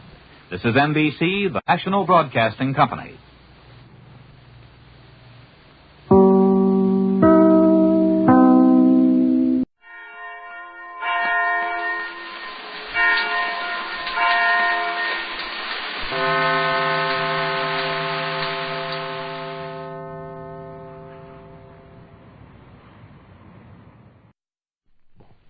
This, I believe. People are the best investment. That's what investment banker Frederick M. Thayer believes. Proof of this is found in his activities as a member of the Hoover Food Administration's Baltic Mission and as an active and useful member of his community of Newton Square, Pennsylvania. Some of my grandparents were Quakers, some Episcopalians. Some were intensely religious and regular churchgoers, while others were not. My father was the finest example of a real Christian, but although he practiced the teachings of Christ in everyday living, he never went to church except on Easter Sunday. When I was 15, my father was lost in the sinking of the Titanic. Desperate in her sorrow, my mother became convinced she might contact him in the life beyond through spiritualism, and at her request I attended some seance with mediums who claimed to have the gift of transmitting messages between the living and the dead. In school and college, we had compulsory chapel every morning and church on Sunday. In those days of World War I, my classmates had many heated discussions on religion. There was the usual percentage of atheists and agnostics. One of these was a splendid young fellow, now an outstanding citizen, who believed there was no God nor life after death, and yet saw no reason why this should change his own mode of life and behavior one iota. He always practiced the Golden Rule, adhered to the Ten Commandments, and in general set a fine example in his everyday relationships with others. Thus, in my youth, I had occasion to observe quite a wide variety of beliefs and disbeliefs. I have also done some reading on various religious and tribal practices around the world, and in some tribes, the way of life among so-called savages seemed to me much more Christian-like than the conduct and daily acts in some of our own communities, both past and present. Many minds are disturbed and troubled with three great questions. 1, is there any God? 2, is there a life after death? 3, what must be done about church and religion in order to reach heaven and avoid hell? Anyone who has studied astronomy and observed the extraordinary movements of the stars and planets, or who has paid any attention whatever to the marvels of nature, such as plant life, the migrations of birds, the amazingly intricate life of bees or an ant colony, must surely be convinced that the universe was created by some divine power who is still guiding our destinies. However, it is unfortunate that people allow their minds to be worried by so much emphasis on the question of life after death. I don't believe anyone can positively guarantee it with factual proof, and yet surely no one can deny its possibility. Instead of devoting so much thinking and speculating on the future, it would be much better to focus our attention on living the proper kind of life right here and now amongst our own families, friends, and neighbors, both here and abroad. Heaven or hell can be experienced without leaving the vicinity of Philadelphia. Whether we know positively that we go on to eternity, or that the soul and spirit ends with death, it should make no difference in our everyday behavior and mode of living. In either case, we and all peoples of the world will be much better off in this life and in the future, if there is one, if we put more emphasis and concentration right here and now in conducting ourselves in accordance with the precepts set forth by the Golden Rule, the Ten Commandments, and the general teachings of Christ. You have heard Frederick M. Thayer, a graduate of Haverford School and Yale University, and an earnest citizen.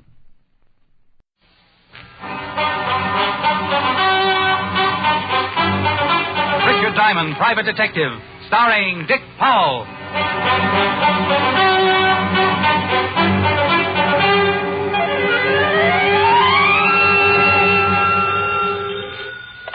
Diamond Detective Agency. Roses are red, violets are blue. Crime doesn't pay, but see that you do. Oh, Rick. Oh, hi, Helen, baby. Rick, have you ever thought of writing holiday greeting cards? No. But then you might just have a thought there. Christmas isn't far away. I think you'd better aim toward April Fool's Day. Oh, sweet. Helen, did you call just to insult my creative genius, or do I get an invitation to dinner? Well, the genius I didn't even recognize. The dinner, well, maybe. Here I am, a poor, starving detective, and you confront me with maybe. Oh, well, a girl can't be too careful about who she invites into her house these days. Do you have references? From the best crooks in town? Oh, well, I suppose it's all right. Come around to the back door, and I'll have Francis fix you a sandwich. Well, now, don't go to all that bother, Helen. I'll just stop off at the mission. Oh, you fool. Are you busy? Haven't had a case since Well. What is it? Well, I'm not sure, but I think a flying saucer landed outside and its occupant just walked in. Rick, what are you talking about? Who came in? Well, it looks like an Otis love loon, but it's awake. Oh, Diamond. Got a vocabulary like Otis, too. Look, Shamus, hurry up, will you? I got business with you. Helen, I have no choice but to hang up. This man speaks with such authority. Oh, Rick. If Otis is there, go easy on him. You'll tease that poor boy out of his mind. Helen, he... Oh, no, it's too obvious. I won't say it.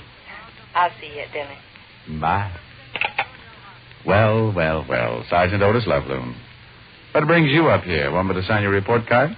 The lieutenant sent me up, wise guy. Oh? Now, let's see where they put that paper. Paper? Oh, here. Mr. Richard Dine, we of the 5th Precinct, having missed your sparkling personality, do hereby invite you to a tea to be held this palm. This what? This palm. That's what it says. Let me see that paper. Otis, that's PM. Well, don't that... No. Yeah, what is all this? A tea at the 5th Precinct? Sure, it's my idea.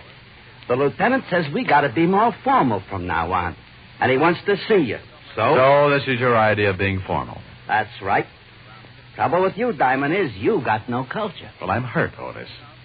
You say Walt wants to see me? Yeah, he sent me the squad car for you. Well, I can hardly wait to find out what this is all about. Me, too. I delivered a letter to him this morning. He's been a changed man ever since. A letter? Maybe he... Oh, no. Walt's too old for the draft. And so yours truly was ushered into a waiting squad car. Usually, Walt Levinson let me wear out shoe leather on my trips to the 5th Precinct, and his hospitality was overwhelming. Otis even stopped on the way and bought me some chewing gum. Of course, it was Otis's favorite brand, but then I'm no prude. I enjoy blowing bubbles. He's in here, Diamond. Take off your hat. What? New rule. Oh, no. Here he is, Lieutenant. Well, I got eyes, you numps. Thank you, Sergeant Otis. Oh, thank you, Lieutenant. It was a pleasure. You may take your leave now, Sergeant Otis. Yes, sir, Lieutenant Levinson. Otis, curtsy and get out of here, will you? This is killing me. Oh, you had to go and ruin it all. Walt, what's going on down here? Look at your desk. What's wrong with my desk? Well, it's tidy. Everything's in place. Are you ill? Mr. Diamond, a man's desk reflects his character. Now, please be seated. I think I'd better take this standing. This new trend in character is amazing. Rick, look at this. Looks like an ordinary letter to me. Yes, but what's in it? Well, you tell me what's in it. Rick, I've been invited to speak at the annual Peace Officers Symposium at the University of North Carolina. So? So? Well, don't you know what this means? The top men from all over the country will be there. And to be a speaker, well, that's quite an honor. Oh, comes the dawn. So this is why everything around here has become formal, huh? Sure. After all, we got to have a little dignity. Mm-hmm. Why send for me? In the squad car yet? Well, it's like this, Rick. I'm supposed to make a speech concerning juvenile delinquency in New York. Uh-huh. Now, they also want someone to make a speech on the relationship between the policeman and the private detective. Touching. They told me to pick out a good man and bring him down. So I picked you. Oh, Walt, you're so thoughtful. Sorry, but speeches aren't my line. Ah, Rick, don't be that way. We'll have a good time. We leave tonight from Penn Station, get there in the morning. It'll be a nice vacation. Walt, I can't afford a nice vacation. While I'm down there over the weekend, I might miss a client. I'll get somebody else. Rick. Well? Remember last year when we decided to give all the private detectives an examination to find out whether or not they were still qualified to operate? Sure, why? Well, I just heard the commission may call another examination this year. So what's this got to do with me going to North Carolina? Well, last year, remember, I didn't exactly help you. Just a cough here and there when I saw you were writing the wrong answer. Go on. I was just thinking. Maybe this year I won't have a cold. Oh, now, Walt. Rick, this trip to North Carolina means a lot to me. All kidding aside, it's a big honor. Now, be a pal and go along. Well, what? Ah, that's a boy. I'll have the ticket clerk line up 2 tickets. All right, Walt, I'll agree on one condition. Shoot. Now, I realize you're now a man of dignity, and I know that you think things should be more formal. Yeah? But for Pete's sake, take that doily off the lie detector.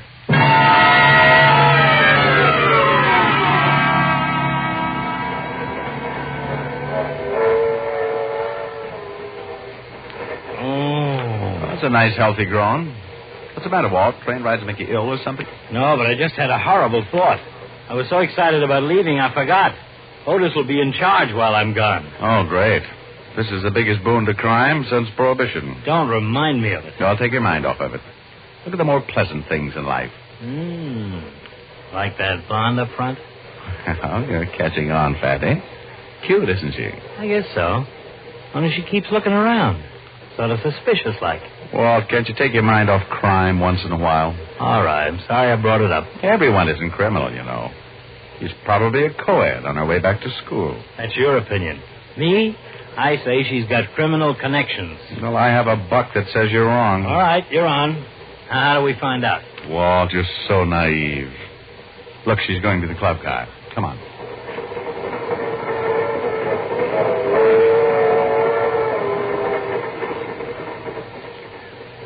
Now, where'd she go? Well, there she is at the end of the car. Come on. Hey, Rick, maybe we shouldn't. She might have a boyfriend around somewhere. Oh, it's all right, Walt.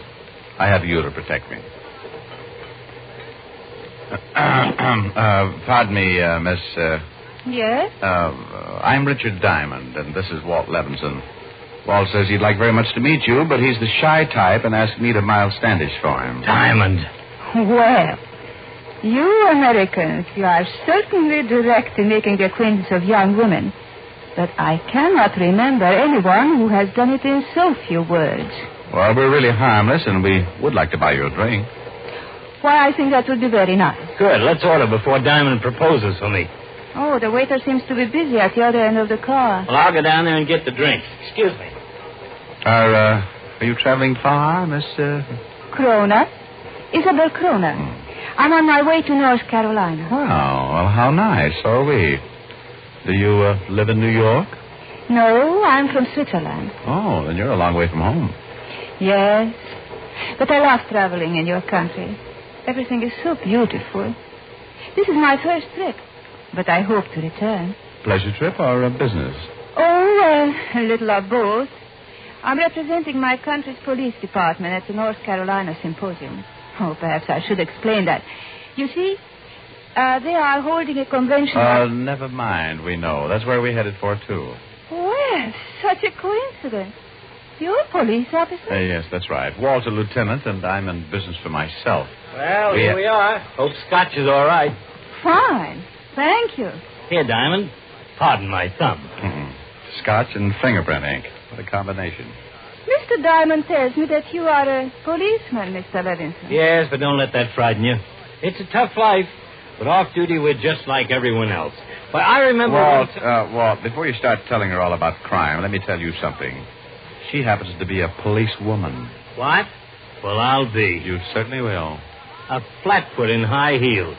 Well, sometimes it is advantageous, Lieutenant. If I were easily recognized as a policewoman, well, my usefulness would be at an end. Well, I wouldn't exactly say that. Let's have another. By the time our train reached Raleigh, North Carolina, we were old friends. From Raleigh, we took a bus to Chapel Hill, where the university was located. As we got off the bus, a short, red-faced man came up to greet us. Hello there. Hello, my name is Kevin, Christopher Kevin. I take it you folks are here for the Peace Officer Symposium. That's right. I'm Levinson from New York. This is Miss Isabel Crona, and this is Richard Diamond. Yeah, I'm very glad to. How are you? I am the chairman of the Institute. We're taking a group picture on the front steps, and I think you're about the last to arrive. We can get started with the picture now. This is a police convention, all right. Here 2 minutes, and lawyer Phil Potts wants to mug you.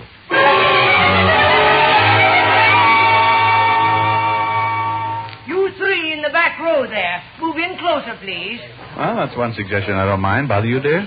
Well, since it's all for art, I do not think I mind. That's it. Now, we just...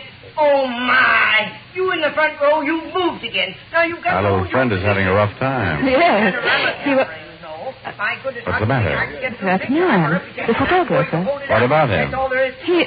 Oh, it is nothing. It just looks so familiar. Everybody smile. Easy now. Don't strain. Don't easy. Oh, no. The third row. Will you please stand still?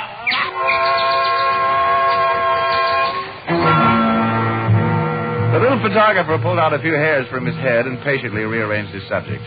Half an hour later, he had succeeded in snapping enough pictures, and the group disbanded. Mrs. Kroner promised to have dinner with us that evening. So a couple of hours later, Walt and I were walking down the hall to her room. Playing like gentlemen, we knocked on the door that was half ajar. No answer. Still the gentlemen, we knocked again. This was getting monotonous, so we quit being gentlemen. We shouldn't walk right in, Rick. Oh, come on. Maybe she forgot. After all... Uh-oh. What?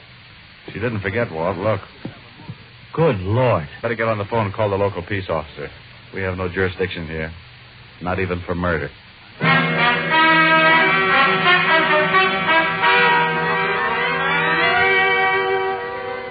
Walt and I stared down at Isabel Kroner's body on the floor.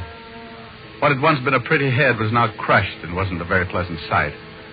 Walt called the local sheriff, and we waited until he arrived. Well, you say you two found the body? That's right, Sheriff. My name's Diamond. This is Walt Levinson. We're here for the Peace Officers Symposium. Oh, yeah. And who was she? Name was Kroner, Isabel.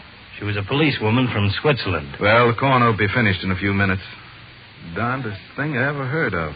A policewoman gets killed right smack in the middle of a gathering of the best cops in the country. Now, we called you right away. We figured if the news leaked out, every cop in the place would try and catch the murderer. They'd all run into each other, make a real mess. Yeah, if we'd better keep it quiet till we can make an investigation. You all seem to know some of the facts about it. Care to give me a hand? Sure would, Sheriff. Mr. Diamond here is a private detective, though. There's no client, Rick. Do you want to work on it? Well, that's a nasty poke, Walt. I'm as anxious as you are to catch this girl's killer. Good. Now, any reason you know of why anyone would want to get rid of her? I can't think of any. She said this was her first trip to this country. Johnson, check with the hotel manager. See if he saw anyone come in who might have entered this room.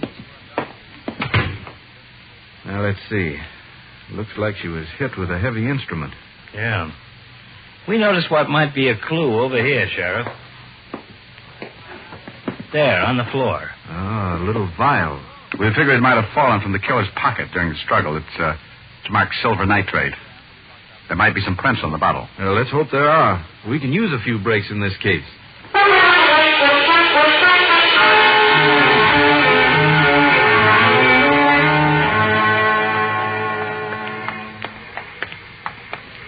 What do you think about Simmons? Oh, he seems like a competent sheriff. He wants us over at his office after we have dinner. Yeah, he's sending the vial on to the lab in Raleigh. I hope they turn up something.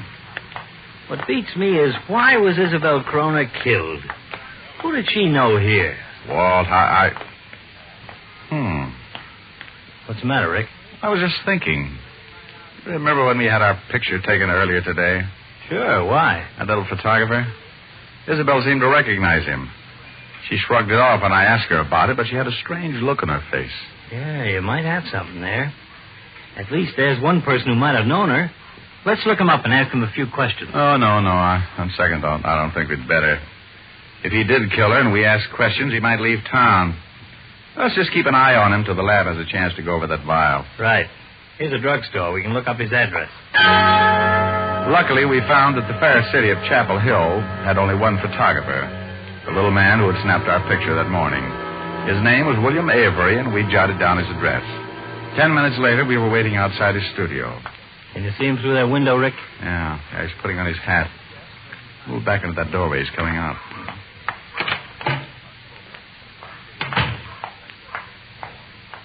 Come on. Let him get farther ahead. That's good. Let's go.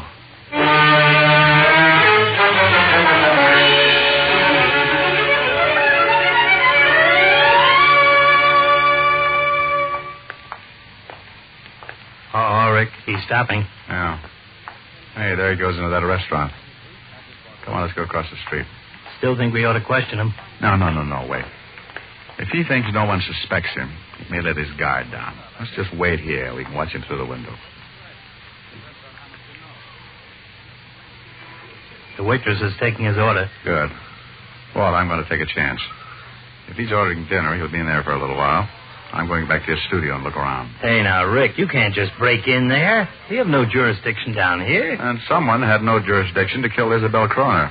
I'm sorry, Walt. There might be something in that studio to pin this on Avery. Okay, you win. But I'll go back and look around. I was breaking in houses while you were still breaking in rattles. Okay, Grandpa.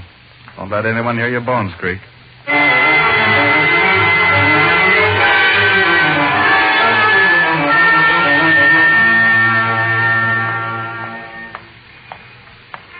You find anything in the studio, Walt? And how? Our friend Avery has a broken camera. It's been smashed. Oh. Hey, hold it. Here he comes out of the restaurant. Oh, looks like he's heading for his studio. You say his camera was smashed? Yeah, I found it in the closet. Didn't the coroner say Isabel had been killed with a heavy instrument? That's right. You know, Walt, this may fit. After Avery took the picture, you recognized Isabel. Then still with his camera, you went to see her. They fought, and he bashed her with it. I'll buy that. Well, maybe we're just grabbing at straws. We still need something concrete to tie Avery in with that murder. Hey, wait a minute. Huh? Look up ahead there. He's got an apple. Look at the way he's eating it. Well, what about it? Well, he's only biting it on the right side of his mouth. So what? I have a hunch, that's all. Well, if it's about that apple, forget it. He just threw it away. Yeah? Well, what's all this about, anyway? Let him go on, Walt. We'll know where to find him. And besides, I want this apple. Holy cow, what are you doing in the gutter? If you're that hungry, I'll buy you a whole apple. No, thanks. Come here, Walt. Look at this apple. Hmm? The teeth marks show it's only been chewed on one side of the mouth. Now, maybe that's just habit. I don't know. Or maybe Avery has bad teeth. So no matter what it is, how does it help us? I think it may help a lot. Let's get back to the sheriff.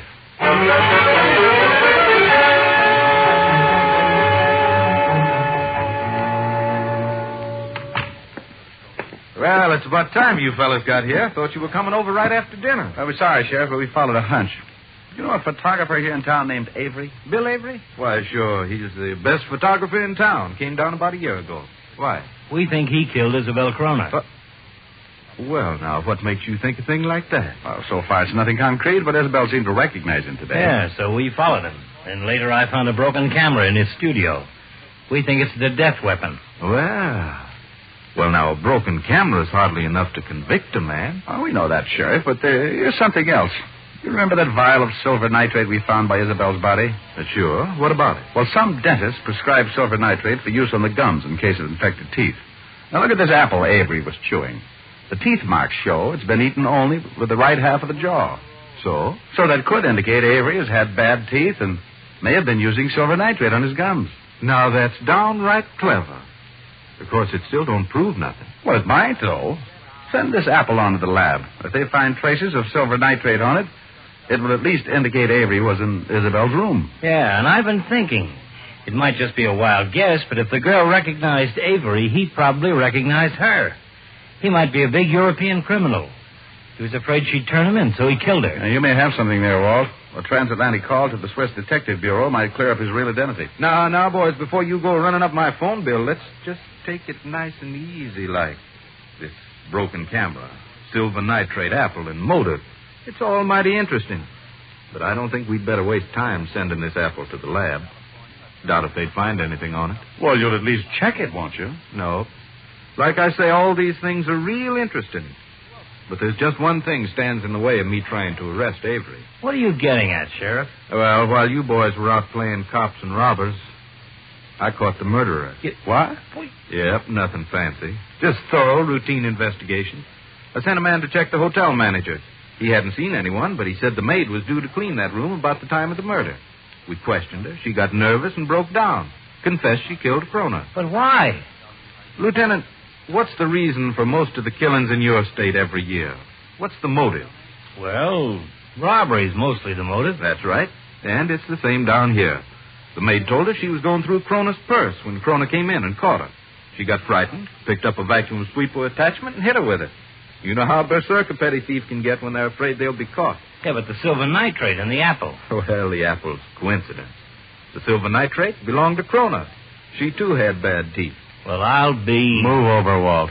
That makes two of us. Yes, sir. When I heard all you fellas were having a big convention down here, I said to my deputy, Pete, I said, we're going to see ourselves some fancy investigating if anything should happen while those fellas are here. Only I'm sure sorry you went to all that trouble for nothing.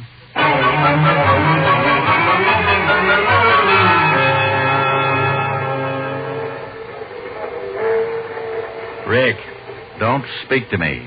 I'm still brooding. Well, at least we got through the speeches. Yep. Would have been a swell trip if it wasn't for that hunch of yours. Oh, now that's it. Blame it all on me. Apples and silver nitrate. And what about you? Broken camera, that motive. Big European criminal. All right. Sort of funny, though. That poor little photographer. Yeah. We were all set to send him to the chair. Walt. Huh? Maybe we shouldn't say anything about this when we get back. I was thinking the same thing. If Otis ever hears about it, we'll be disgraced for life. Yeah. Let's just forget it. And look at the more pleasant things in life. Yeah. Like that little redhead up front? Mm-hmm. I was just kind of, Uh-oh. I have a feeling we've been through all this before. You're right. Well, shall we have a game of cards, Walt?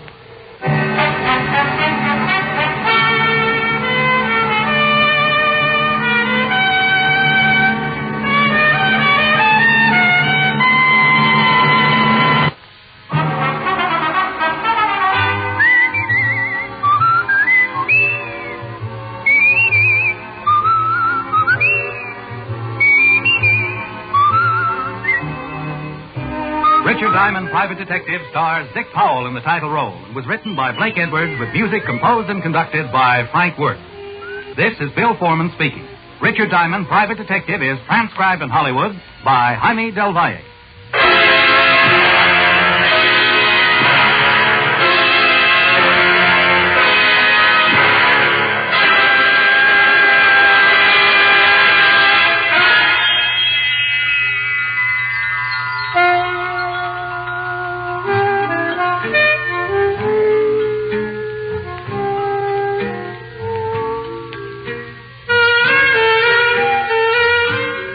This is the United States Armed Forces Radio and Television Service.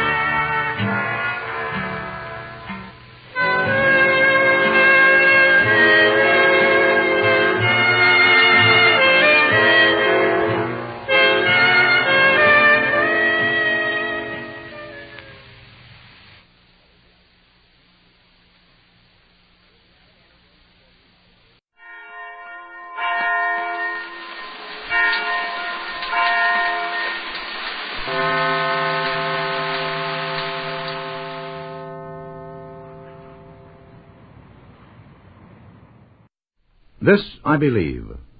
Frequently, a man starts life at one job, winds up with another. A native of Baltimore, now a New Yorker, Fulton Ausler began as a journalist, turned author in interpreting the Bible. That change figures importantly in his faith.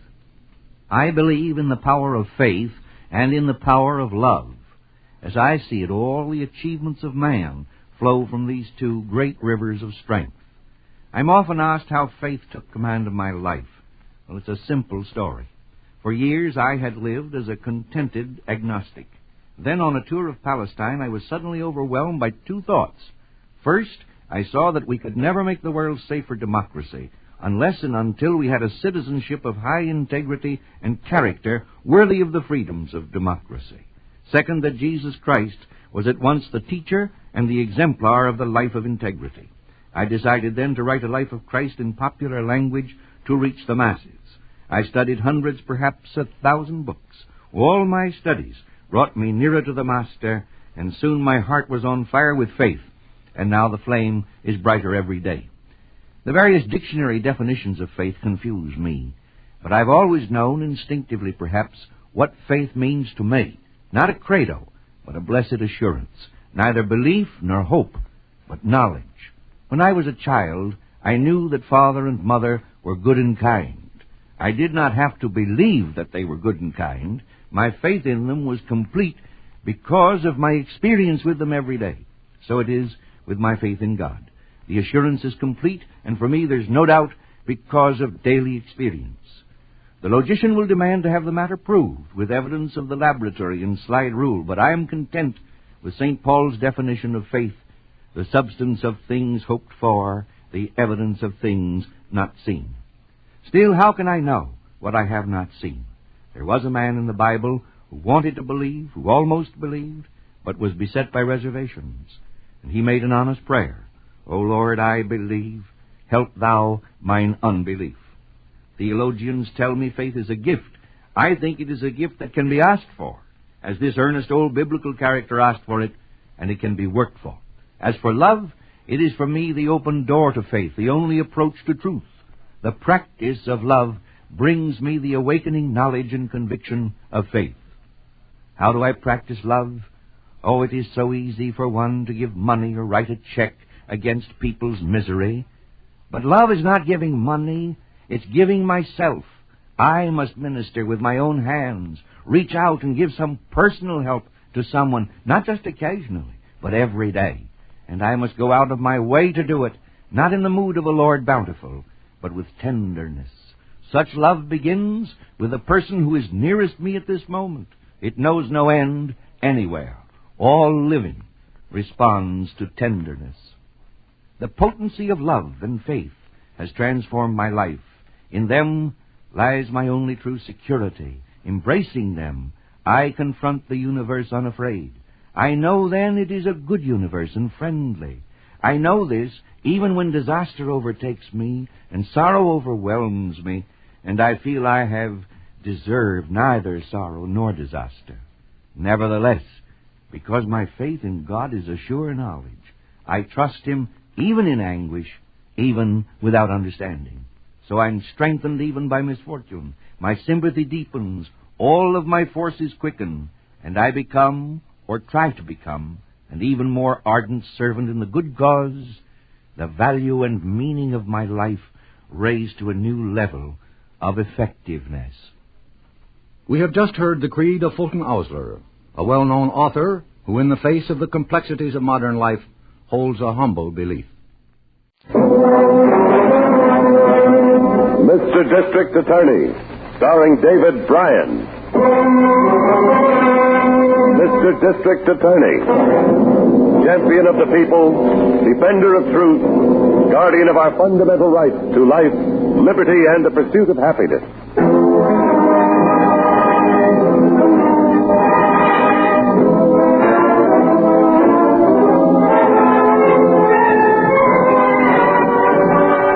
And it shall be my duty as district attorney not only to prosecute to the limit of the law all persons accused of crimes perpetrated within this county, but to defend with equal vigor the rights and privileges of all its citizens.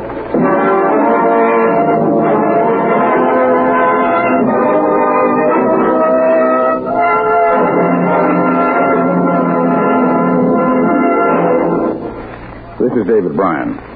In a moment, we'll bring you another case from the files of Mr. District Attorney. But first, a word from our sponsor.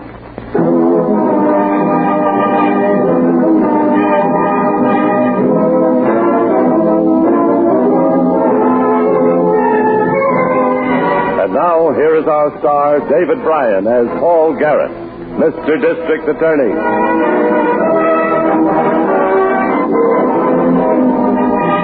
Before a district attorney can begin his search for a murderer, there are three things he must know: when and where the murder was committed, and the identity of the victim.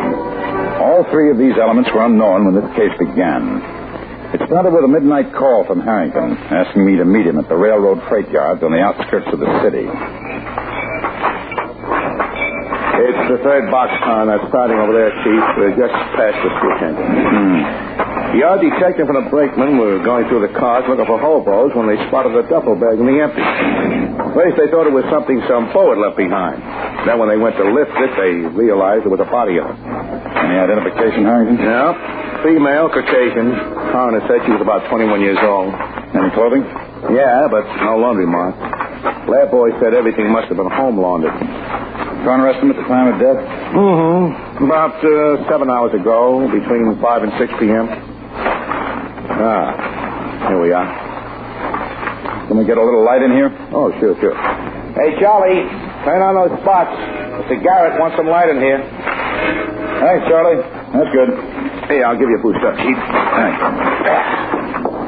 Okay, give me a hand now. No, it's all right. I can make it. Well, there she is. Pretty brutal job of stabbing. That duffel bag there. Yeah. Duffel bag itself won't help much. Kind anybody could pick up in a war surplus store. Uh-huh. And look at this, though. The bottom of the bag. Oh, yes. I noticed that. Damp from blood seepage. It's more than blood. Well, the cart of this bag around with the body in it must have set it down someplace to rest. A little earth clung to it. Rub some of it off between your fingers. Fine grain. Gritty. Feel like beach sand? Yeah, it does. Hey, what? Just thinking of the train schedule.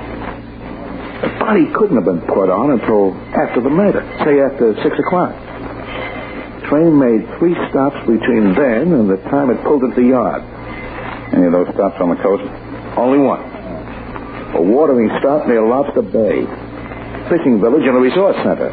Lots of people pouring in and out of there this time of the year. If we only knew who she was. If only there was a laundry mark. Well, there's one thing we've got. What? Her shoes. Cheap make. Could have come from 1,000 stores all over the country. Yes, but these were repaired recently.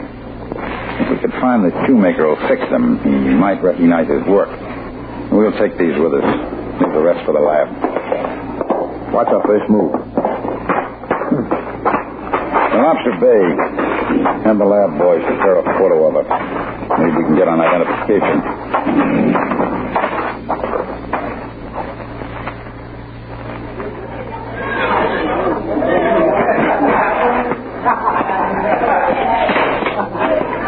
Well, that's that, Chief. Want to try that seashell woman the last guy told us about? You know, the one who goes around peddling those handmade necklaces? I think we'd better. Oh, wait a minute. What? Looks like we're running in luck for a change. Look, across the street there. Table by the window of that seafood place. Yeah, that's her all right. She looks like Father Neptune's mother. She sure does. Let's go.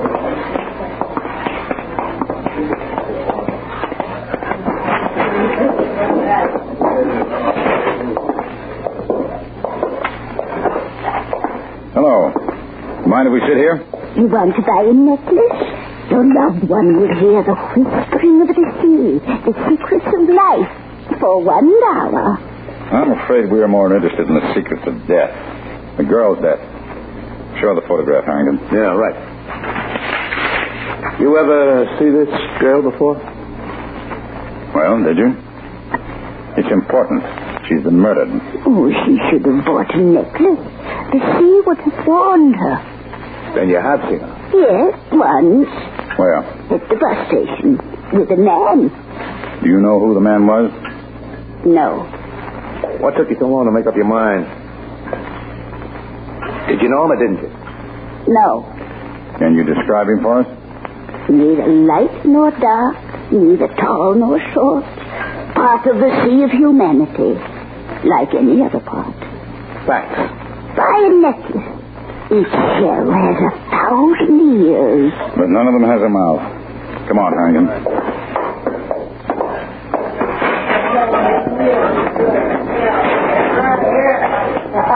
I think she was lying about knowing the man, Chief. And so do I.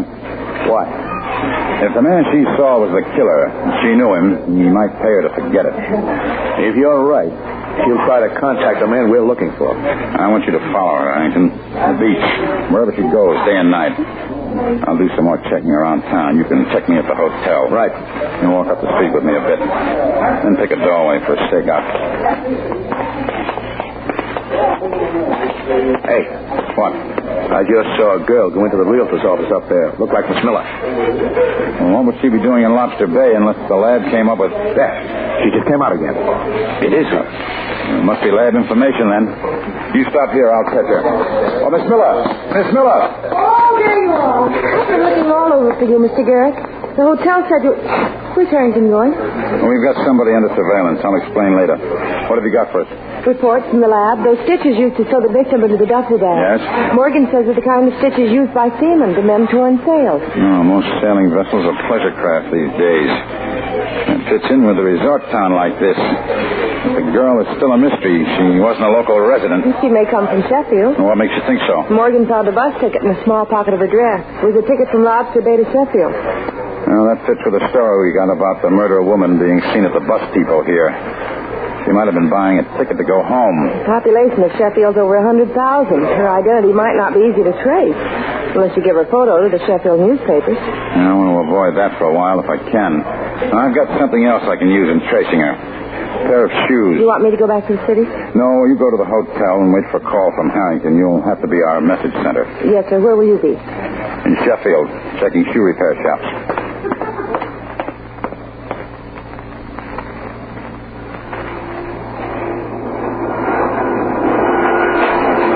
You want to know if I ever see these shoes before? That's right? Yes, you're the fifth place in Sheffield I've tried. Why you want to know? It's police business. Here are my credentials. Oh, you're the district attorney, eh? I vote for you, you know that? Oh, thank you very much. How about the shoes? Un momento. Hey, Angelo, turn off with the machine, huh? That's better. I fixed these all right. See, here's where I sort of broken a strap. I remember for something else, too. I never get paid for the job. Well, who owns the shoes? Mrs. Watson. She lives 2 blocks up at the street, Brownwood House. Mrs. Watson, Her husband around? No. He's gone away 1 month. Ever hear anybody say where the husband went? Who knows? He's go all the time. Sometimes to work someplace in the factories. Sometimes to work with the fishing boats. You mean he's been a seaman?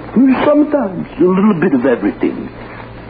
Say, what do you ask me all of these things? How come you got the shoes? Because Mrs. Watson doesn't need them anymore. She's dead. Dead? Mamma mia. You said the house is 2 blocks up the street, in brown wooden frame? See. Mrs. Watson's mama, does she know? I'm afraid not. But you gotta tell her, huh? It's part of my job. What's gonna happen to the poor bambino? The old lady, she's too old to take care of a smaller baby all the time. Too old and too poor. Maybe not a father come home and take care, huh? I hope he can. Zona Bambino. What's going to stop him unless he's in some kind of trouble? Is he in trouble? That depends whether or not he sewed up the top of a certain duffel bag. Thanks for your help, Mr. Skinelli. Oh, sure thing.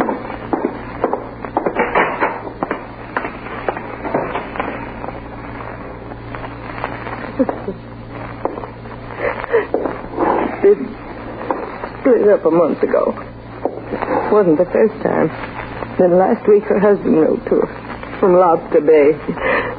Said he was sorry. Wanted my daughter, Helen, to come and meet him. I thought she was there with him. It seems that she was, for a while. Can you give me your son-in-law's full name and description? Herbert Watson's his name. But they call him Bud. Herbert Bud Watson. How tall would you say? Somebody at the door. You want me to answer it? Oh, I'll call out the window and send him away. I don't want to see anybody now. What's the matter? What is it? Come on, somebody, open the door. It's my son-in-law, Bud. Looks like he's saving us a lot of trouble. Better open the door, ma'am, and let him in.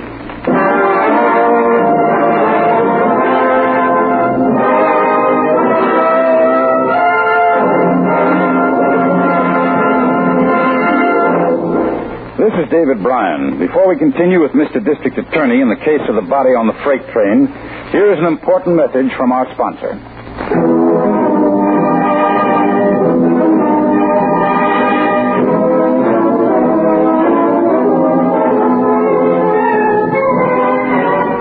And now, back to David Bryan, starring as Paul Garrett, Mr. District Attorney.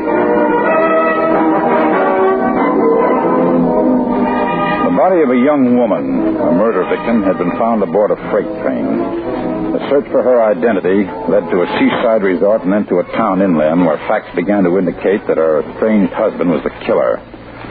I was getting the husband's description from the dead woman's mother when the husband suddenly appeared at the house seeking entrance. Hey, come on! Somebody open up! What should I do? What did he come back here for? That's something we'll find out when you let him in. I'll step behind the door. You open it. All right. Let him in. Well, it's about time. What took you so long? Please, Helen. You always did. What did you do to her? What did you do to my girl? What? Crazy? What are you trying to do? What's the matter? Here, that's enough. Stop that. Hey, who are you? What's going on here? I'm the district attorney. Just stand back against the wall and keep your hands up where I can see them. You killed her. And now you have the gall to come back here. What are you talking about? You... Mom, where's Helen? Where is she? Don't you know, Watson? Or did you think she'd never be identified? Helen's been murdered? Oh, no, I don't believe you. Stop pretending. You did it. You know you did. No, Mom, I swear. Look, I gave her money. I told her to come back home and I'd meet her here today. We were going to take the baby and go to some other town, make a fresh start. How much money did you give your wife? $400. Well, that's a lot, all right. Where did you get it? Come on. Lobster Bay. How? Shaking down tourists who were fishing without a license. I pretended to be a game warden. Worked the same thing once before 2 years ago. No, you know. Who else knew? Rosie? The old woman who sells the shell necklaces? Yeah, she knew all right. She hadn't. I'd have had more money. I had to pay her off. The same way you paid her off to keep her quiet after you killed your wife? I tell you, I didn't kill her. If Rosie says I did, she's a liar. She hasn't said anything yet. But we're going back to Lobster Bay. Maybe seeing you in custody will loosen her tongue a little. Start moving.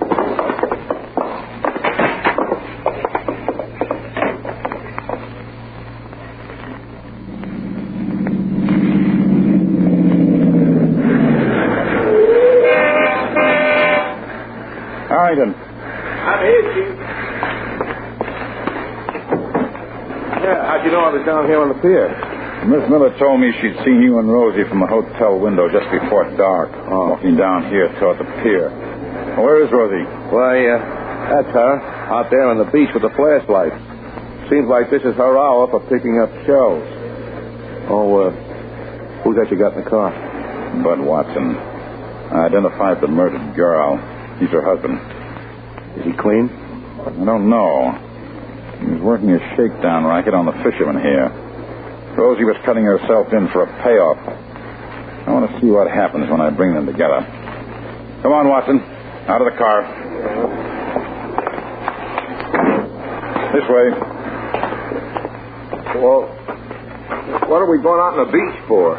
Just visiting an old friend of yours. Go away, you men. Now get off my beach with your shoes on. You crush the shells.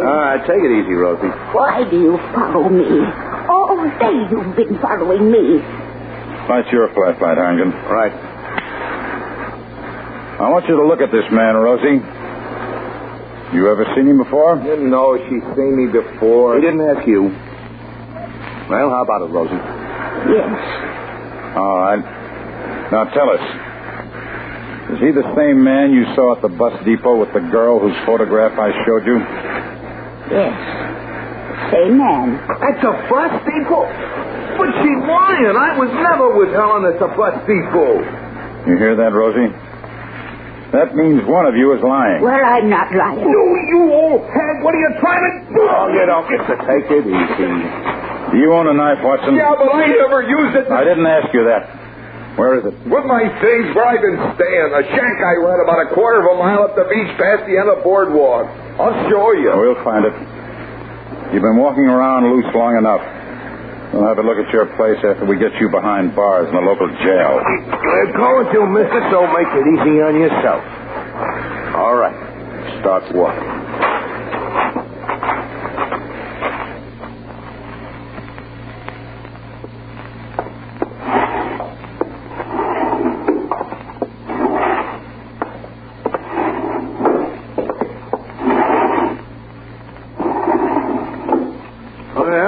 Nothing in this bureau, Chief.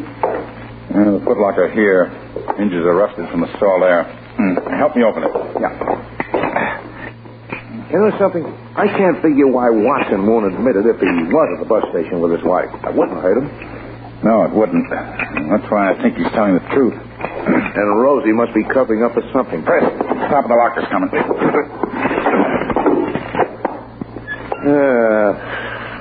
Just a bunch of junk. Well, that old fish knife is the only one in the place. And that's not the weapon. It's so rusted it's ready to fall apart. Yeah. That Rosie is such a screwball. I should have stayed with her. Too late for that now. If she's collecting anything, she... Mr. Garrett? That's Miss Miller, Chief. Oh, Mr. Garrett. Miss Miller, what's wrong? It's Rosie, the necklace woman. There's a crowd down the beach with torches. What's happened to her? She's been murdered. They said that somebody cut her throat. What? Let's get out there, Harrington.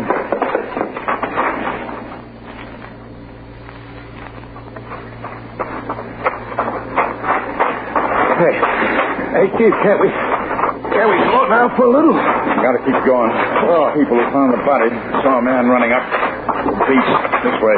Well, he had at least a 10-minute start, though.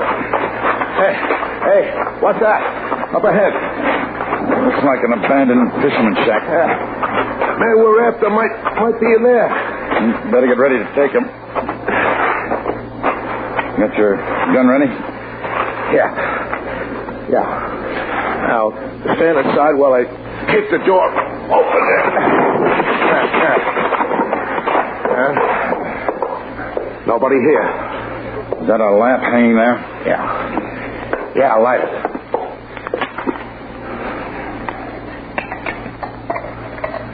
Yeah. Pretty clean place for a shack like this. Yes, too clean. Floor's been scrubbed recently. Scrubbed hard. You mean in case there might have been any blood around? Mrs. Watson might have been killed in a place like this. And there are two other things. What? Whoever was living here was mighty handy with a knife. Look at the inside of the door. Circle drawn on the wood. The wood is full of deep gouges where somebody practiced throwing a knife. Yeah. Good aim, too. All the marks inside the circle. Yeah, take a look at that cord. The one that's suspending the lamp you lit. Hey, that's a seaman's knot. Yes, and the cord itself is just about big enough to be the draw cord from a duffel bag. The seaman we've been looking for was here, all right. It couldn't have been Watson, Chief. Rosie was alive when we jailed him. You think it might have been an old shipmate of his? Let's go ask him if he remembers one who was handy with a knife.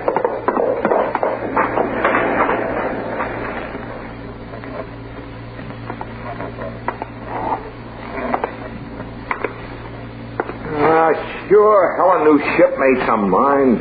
Dozens of them I introduced her to at one time or another. The one we won had a habit of throwing a knife. Drew targets on a door, never missed. Matt Corbett. It was Matt Corbett. How do you know? Any reason for him being around here? Yeah. He was my partner in the shakedown racket 2 years ago. Neither of us come back last year because he was in some kind of trouble with the law, but this year I wrote to him and asked him to meet me here again, but he never even answered my letter. He used to be my best friend. Oh, that's... Never mind that now. Where would he run for a hideout? I don't know. He was always roaming like me. You said you'd written to him someplace. You must have had an address. Yeah, it was. Carrot General Delivery at Port O'Connor's, an old bait house by the docks there. He lived in it whenever he had enough money to stop moving for a while. And he's got enough now. What he got when he robbed and murdered your wife. I'll arrange for your release as soon as we pick him up.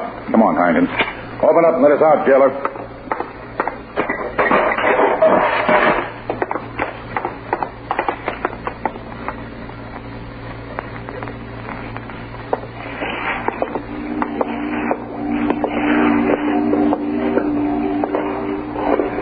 There's nobody inside, Chief. I can see through the window. He isn't here. You going to stake out and wait? Yes. Our car's out of sight where we left it. He won't spot it coming along the wharf. Well, that's a break. The door's unlocked. Fine. We can wait inside.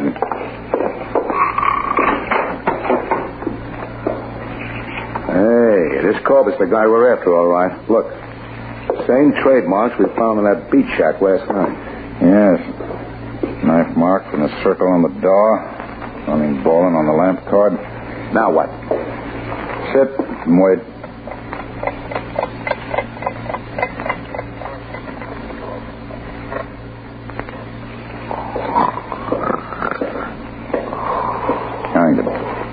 Harrington, wake up. What? Somebody's coming along the wharf. Oh. Dark out. What time is it? Almost midnight. They're coming closer. It must be Corbett. Nothing to bring anybody else down here at this time of night. Heading this way, all right. Let him get all the way inside before we jump him. And remember, he's got a knife and he's handy with it. I know.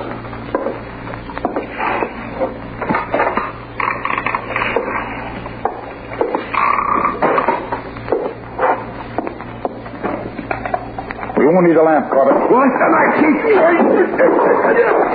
Flashlight, Chief! There. Can you handle him? I got him. I'm struggling, Corbett. You... No! The arm, you broke my arm. Oh, I just wrenched his shoulder. Oh. Keep from throwing knives for a while. Come on, get up. Oh. We could use that lamp now, Chief. Now, light it. Good thing you tackled him when you did. I felt that knife whizzing past my ear. Look, buried in the wall, a good inch. What are you guys looking for here? What are you, a couple of crooks? Not that you don't know better than that, but just to make it official, I'm the district attorney, and we just dropped in to place you under arrest for the murder of Helen Watson and old Rosie up at Lobster Bay. You what? Just killed a friend. You want to cuff him, Chief? No, Harrington. I can see by the expression in Mr. Corbett's eyes that you've convinced him of the folly of resisting when he no longer holds a knife. Our car is about 2 blocks past the wharf, Mr. Corbett. May we offer you a lift into the city?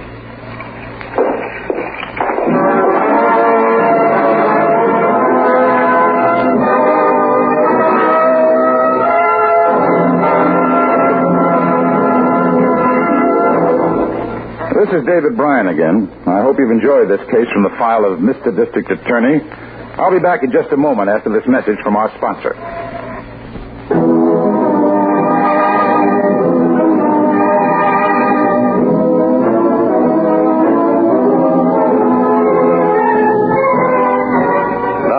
The star of Mr. District Attorney, David Bryan, with a word about the program you have just heard.